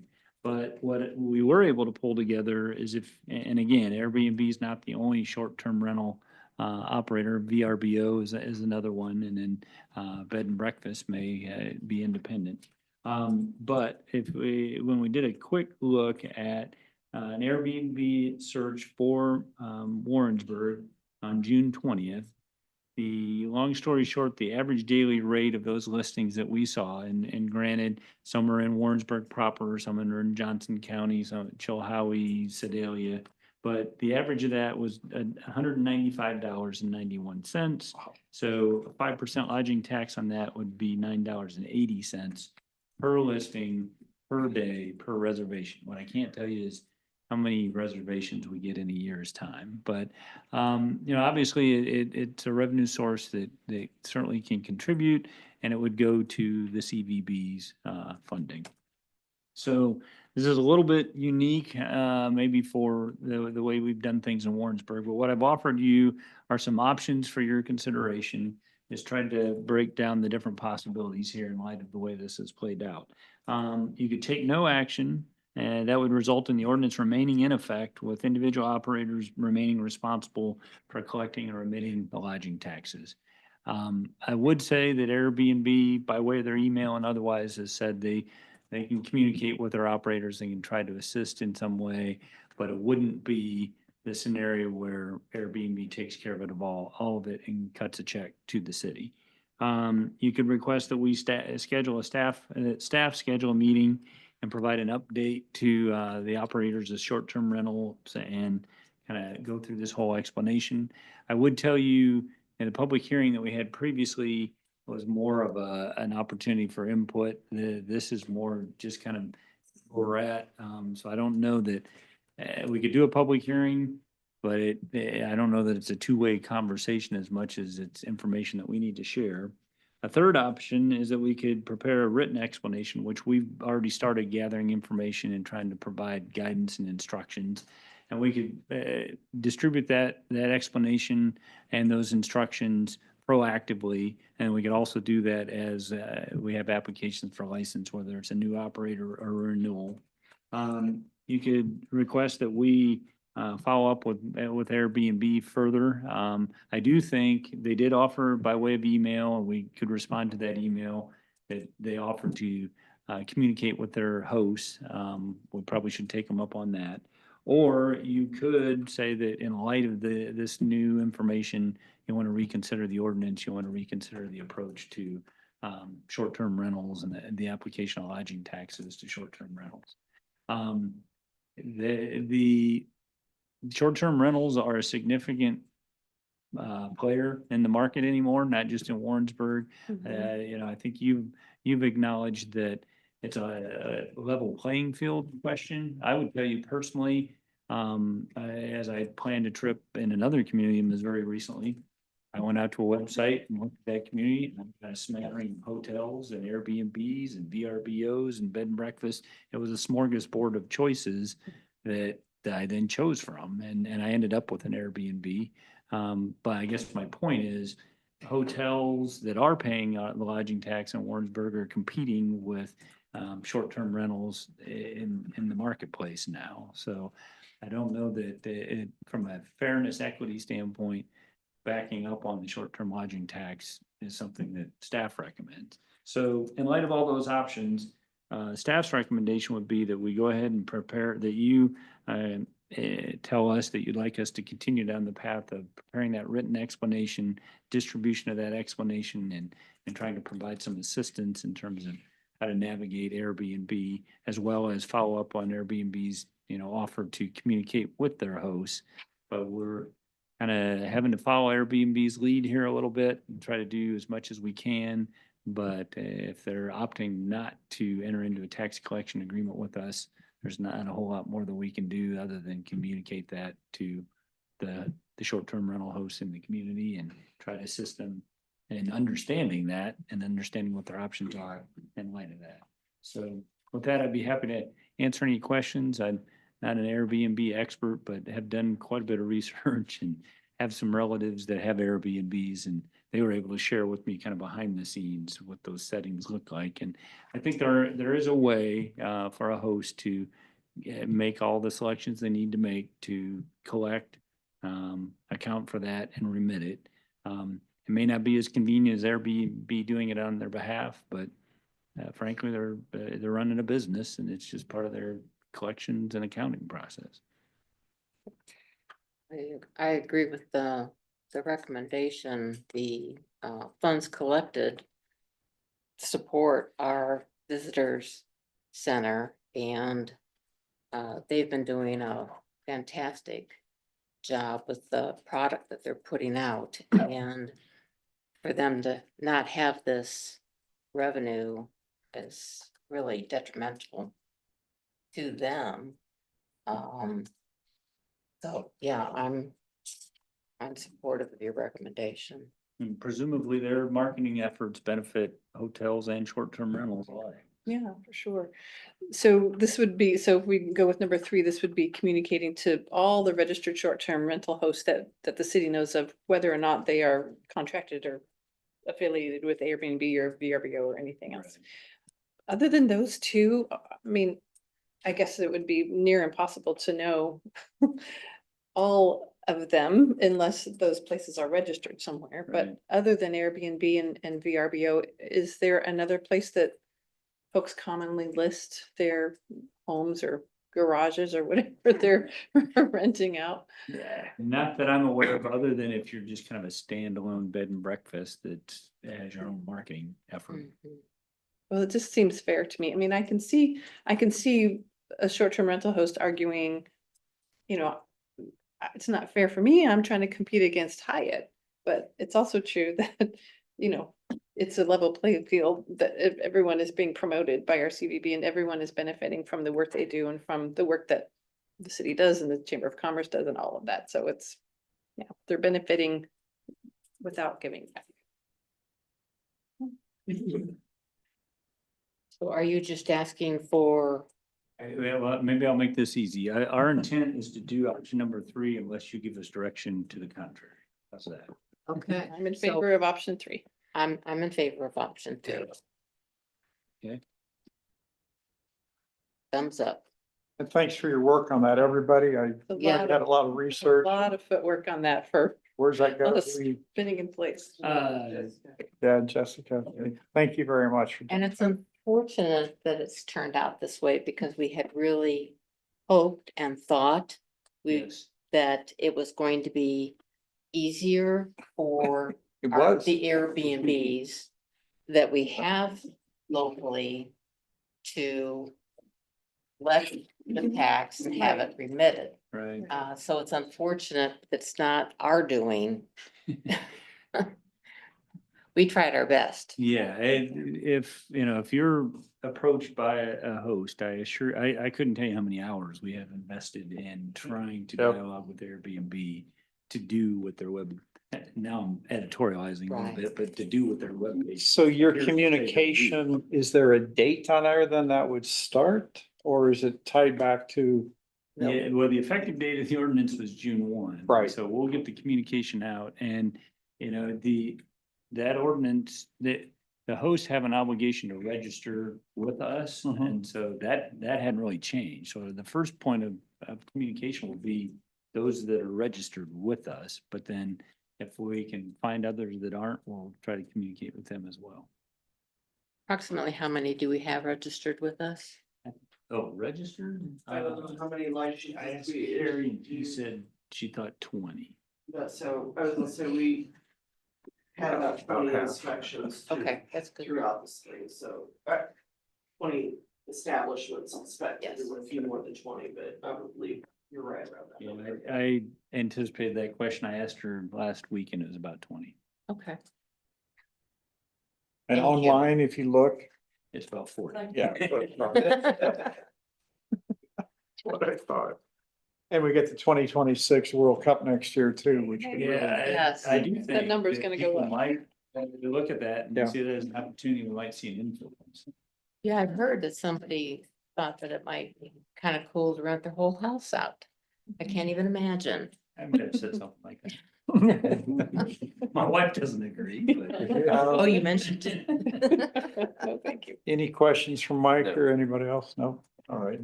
Thank you. Proceed. Thanks very much for all your hard work on that. Wow. Dr. Coleman, you never thought we'd get to number 9 here tonight. It's been a long night for you. Roger Coleman, mayoral appointments. Motion to approve mayoral appointment recommendation for appointments. Appoint Roger Coleman as a member of the Historic Preservation Commission for a 3-year term through July 2028. I so move. Kushner, Yes. Osborne, Yes. Latari. Yes. Jones. Yes. Euler. Yes, Thank you. thanks, Roger. You can leave if you want. You've been here this long, you might as well. Liz is probably looking for you right now. I don't know. Thank you. Appearances to the council not listed on the agenda. Do we have anyone? Nope. They probably all left. They did. We knew they would. Thanks, Jessica. Thank you. Thanks, Jessica. Miscellaneous matters from the mayor and or city council. Nothing for me. Nothing. Very good. City staff updates, city manager report, city manager. Yeah, we got a couple of things. The biggest piece of news I'll leave for Phil. So, there's more to share. 2 quick things. The gap in the trail, Spirit Trail from Mar to McGuire has been a topic of conversation. So as we were dealing with engineers and MoDOT thought maybe we had identified an opportunity to apply for a TAP grant with MoDOT. Had an engineering firm willing to kind of take a look at it and try to put together cost estimates and help us with the application process. I was hopeful that, and it's a 20% local match. So I was hopeful that we could get a number and then that number would be in a range that may be within the city manager's authority or something to easily budget. And you can probably see where I'm going with this. It didn't turn out to be the case. They did all the work. Last Friday was the application deadline. And the cost estimate came in at 600,000. That's a pretty small section, but I think that answers why it wasn't done with the rest of the project, why it got left as a gap. There's drainage and topography there to deal with. They did go back as Friday played out and kind of revisited their numbers, and maybe it's in the $500,000 range, but that's still a size, the 20% still a sizable amount. But I assured them that it was something of interest, not just to the council, but to the community. I've heard it several times in the time that I've been here. And it's just the time, and from my perspective, now that we know the number, we have an opportunity to plan for the next cycle. Maybe we can get some collaboration going, get some partnerships and see what we can do. But I thought it might be of interest to you that, the question has always been, why didn't we do something with that gap? Well, now we know what the solution is by way of design, and we have a cost estimate and have something to shoot for to try to close that gap. The other thing that I think might be of interest to you is Missouri Department of Transportation has traffic count data that a surprising number of streets, not just MoDOT streets, but city streets, they have traffic counts. I don't know if they get that from the same source that Retail Strategies was talking about earlier, but they have identified 141 road segments in town, and they have traffic count for all of those. And so I went through those, and and prioritizing highest to lowest. And so in each road segment's not the same length, and it may not just be between two intersecting streets. Sometimes it's longer than that. But of the top 20, they have all McGuire Street, north to south, north city limits to south city limits, with the exception of 6. So other than McGuire, Burkhardt Road between Russell and Young is a high ranking. Young Street between Burkhardt and PCA. PCA between Young and Grandview, so you kind of got a triangle there. And then Gay Street between Mitchell and Burkhardt. The other portions of it aren't as high ranking. They're high ranking, but not as high. I think that's probably just a confluence of all the traffic that ends up. The school and Between hospital between Mitchell and Burkhardt. I mean, Young Street between PCA and Ridgeview, so basically, Young Street from PCA to Entersis would be my description there. And then, Mitchell between North and Gay Street. Between what and Gay? North and Gay. Gay. So, plan to look at this a little bit more and try to do some mapping, but I kind of find this stuff interesting. It's helpful for me to kind of get a sense of the community. And as we're doing street planning and short and long-term street planning, it helps identify. The other thing that we've done previously is the pavement condition index, and those all have rankings to them as well. So I've looked at the highest traffic counts, and I've also looked at the lowest rated streets. None of those overlap, thank goodness, but I have started to just drive the community and look at some of those low ranking streets. And it appears to me that PCI data is a couple years old. And 5 years old. the ones that the low rated streets, when I drove them this weekend, they didn't look bad to me. So I presume we must be we must have fixed them between the time they got a bad rating and today. But you put all that data together, on a limited budget, then we can start talking about pavement management and how we prioritize. Be happy to answer any questions, but those are the 2 items I have for you tonight. If we ever want to change the street name, it would be PCA. People ask all the time. It's Production Credit Association, if anybody old timers here, but it could be changed easily because it makes sense. But all the people that live on it would have to change all of their. There's not many people living on PCA, I don't think, but they sure ask questions like, what is that? Poor choice of address. Yep. What did you say, Barb? You would have at least 10 that live on it, I think. They might like a new name too. I've just related to street condition. I bet both of our chiefs would have some input about what roads need to be upgraded and made easier to turn with large equipment and that kind of thing, and input there. Thanks, Mike. City Staff Update, Administrative Services Department, Kristen. Yay. Thank Bless you. your heart. Don't start that again. Already been told I'm gonna. I know. Phil and I are always gonna have a report. When we get near 9 o'clock, we're really happy about this, so. Since we started at 6, so. Yeah. City Staff Update, City Clerk. I have a packet report and I have nothing to add. Very good. Thank you for that work you're doing. I appreciate it. Yes, thank you. City Staff Update, Community Development. We have any questions on the written report? Nothing additional. No question. Questions? Thanks, Barb. Thank you. City Staff Update, Fire Department, Chief Jennings. Good evening. The activity report for June is in your packet. Just note incidents for the year or about where we were last year. It's been kind of a strange year in consistency. So even though we're about flat, I think when I looked this evening, we're just shy of 90 calls since the 1st of July. So it's feast or famine, it seems so far. 4th of July this year with the new ordinance, just a little update on that. We did not have any tent applications, any retail applications this year. That was back in April. But as far as the 4th itself, 2 incidents, 2 fires that were directly related to firework use. As far as the legal use of fireworks, I think there was probably just as much illegal, but there were a lot more people enjoying some legal discharge of fireworks. So all in all, nothing significant of change this year with that change. So other than that, nothing to add. Do you have any questions? Did a house blow up in town? I heard that at lunch today, that question was asked. There was a fire last night on this 500 block of South Main. And there was a big boom I heard around 11 o'clock. I don't have any intel on the boom, but I can't confirm there was a fire, but the two weren't related. And there was a photograph that I saw where the house was like gone. Yeah, if Or maybe they made this up because it was on the internet. it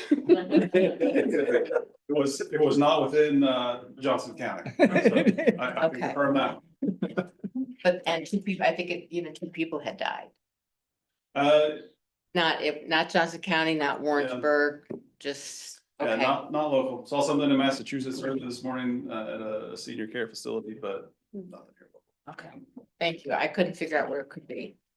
Thanks, chief. Thank you. Thanks. Thank goodness it didn't happen. Right. City staff update, Parks and Recreation Department. Chris, anything else? Appreciate the opportunity. Enjoy meeting. Thank you. Yep, thank you. City staff update, Police Department. Yay. Are you staffed? How is staffing? Is it worse than last? We just lost one, so around 8, believe it or not.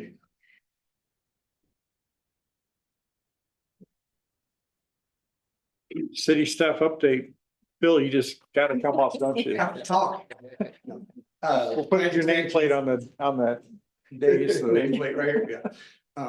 Plant expansion is going well. We have trailers out at both plants. With tomorrow being the close of the construction permit. Everything's all right, no communications requested on that, and if we move forward, they'll start public breaking ground the 21st, is what I've heard. So it's exciting there. And the major news that Mike was alluding to is that we have all of the easements signed for the wire.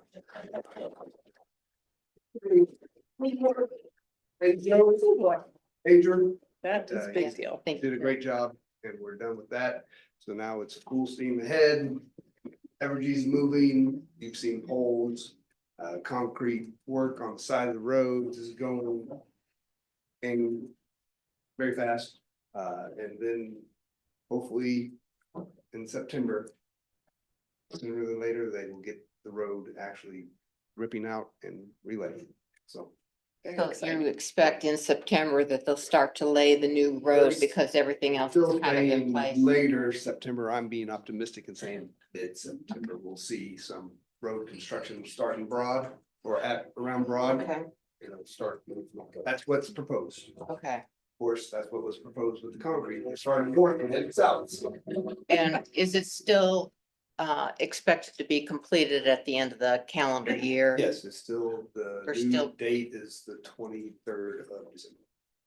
Okay. Right before Christmas. Christmas present for it. So yeah, one variable there is delivery of traffic light poles.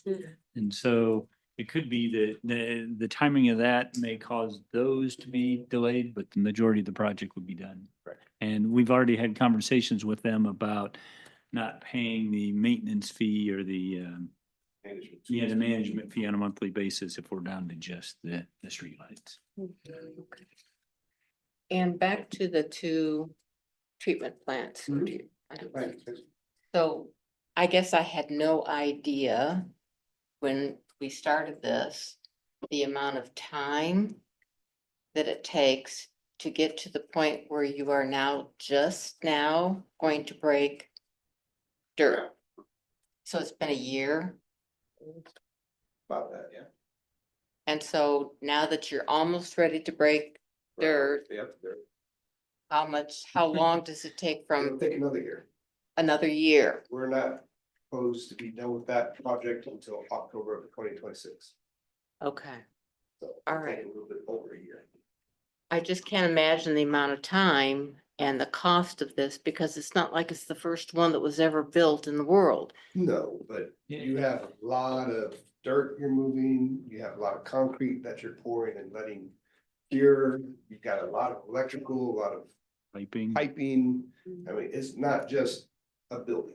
A lot of DNR waiting to say A yes. lot of DNR, there'll be multiple inspections. They will be out there. We were talking to DNR the other day and they said they'd be out there at least once a month. Probably twice to 3 times a month to check up on us. So. Good for them. I do have one question, if I may. You may. American Water, how long are they gonna be doing this? Oh. We know, Missouri American Water for the. yeah, the McGuire. well, no, they're up on my street now and it's all blocked off and So what's your street? East He's Oak. Oak. East Oak, okay, so East Oak, I think off the schedule that I've heard, it'll be mid next week. Okay, cool. Hey, for everyone's benefit, you might explain what it is they're doing community-wide. So Missouri American Water is replacing the old pipe and then they are connecting the service lines. So they're coming in and where they can bore it in, they are, not open trenching and they're driving new pipe, new water supply line so that you get rid of the old pipe. Okay, thank you. Is this the hydro excavation trucks or? Yes, Okay. yes. The hydro excavation trucks, they are, due to the fact that we have so much stuff underground. And you see all the paint on the ground, they bring in the hydro excavation trucks so that they can locate all that. And then as they're boring, they make sure they don't hit it. So. But what the water company, so what is the worst of the two evils? The possible lead coming out of the old pipes and your body does get rid of lead unless it's a huge amount, but a little bit, or putting in plastic and you have the what do you call that little? The microplastic. So those your body doesn't get rid of. So do I So want to the keep lead, my they only lead found or? one small section of lead. So I'm sorry, say that. they've part. only found one small section of lead that hadn't been changed out previously.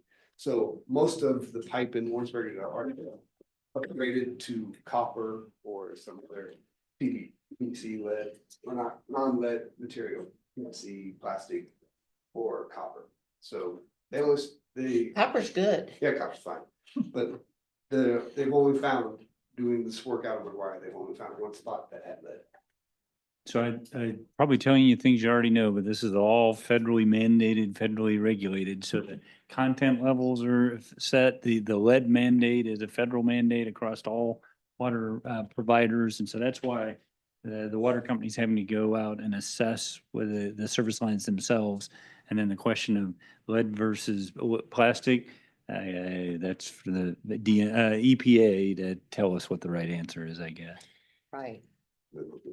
Maybe in. Jim? Microplastics, the containment and filtration system, is that still? For the plants? No, for McGuire, sorry. The emerging contaminants Yes. detention basin, that is still moving forward. We are putting out the SHPO letters, the tribal letters, the Corps of Engineering letters. We are still moving forward with it and It's a standalone grant and grant process, so it has its own timeline, but everything that Phil just described are the state requirements for those grant funds. Okay, I forgot it was with the state. That just adds time. yeah, it's like the plant expansion, it's takes a while. And so when McGuire is done on the 23rd of December, it's possible that right there at North Street to Ferguson or North Street to, So it's all gonna be, we are gonna have it mill and overlay, so it's all gonna look nice and pretty. but where's the, Well, where that is going to go, they're not doing a full reconstruction of the street. So we're just overlaying the top 2 inches of that portion of the street. And then we'll tear it up to put the, Detention basin in. when that part happens. Correct. Boy, that's gonna stir them up. Thank you. One last question, steel plates and In smooth. response to stirring them up, that's $1 million to $1.5 million savings, net savings to the project overall. Oh, okay. That's good. Yeah, that's good. That's That's a good. good thing. Savings are good. It's really good. Steel plates and smoothing out McGuire a little bit. So, Oh. no, we, Go ahead. Are they? I was gonna say, I've talked to the contractors and been harping on them a little bit, and a lot of concrete's getting poured, and they've got to leave it over there so Miller is going, hopefully have most of theirs off by the end of this week. okay. That's just Miller, that's one contractor. Who's the other one? I can't think. I try not to drive over them. Yeah, try and swerve around. Yeah, swerve. So, yeah, so all the different utilities that have underground utilities are all in there getting their facilities dealt with and out of the way or reconstructed, which is what's contributing to all that excavation. We keep being optimistic that they're about done and then we hit a snag and it drags out. But once kind of the dust settles, no pun intended, on their work, then we've already had some conversations with Capital, our contractor. We'd like to have a conversation about, okay, now that everyone's done tearing into the street, what can be done as a temporary measure to smooth out the ride while we then get the rest of it done and get ready to completely tear it up and rebuild it. Evergy shoots to have their plates off within the middle of this week. Miller was at the end, and then Capital doesn't have much over it. They got one that still have some. And Evergy has brought in their poles. I Have think you there's seen the 8. the metal poles out by the campus, I saw the big tall. the metal pole by Casey's, Mhm. and then since Mike got Sonic easement done today, he was last sold out. Nice. They've got the pole but now they've got to go ahead. They'll be setting it probably within the next couple weeks. Good deal. Yeah, thanks to Evergy, the plan was to zigzag across the street. And Evergy came in and said, we just want to go higher and stay on the same side of the street, which I think was a new good. Yes. Okay, great. A little goofy with the. Okay. On another subject, someone posted on Facebook about how dark it is downtown, but we have all our bright new lights. Can we I put saw that something? post too. I Yeah, Yeah, can it we was put some something out mysterious. that photographs of downtown at night, even if they have halos coming off the lights, because halos are like, angels. We have had a stack conversation about getting some pictures taken. That would be great to show people that it finally happened. The lights are great. The lights are great. Fabulous. Absolutely. Thank you very much for that. Yep. Bill? Thank you, Bill. Keep it swinging that.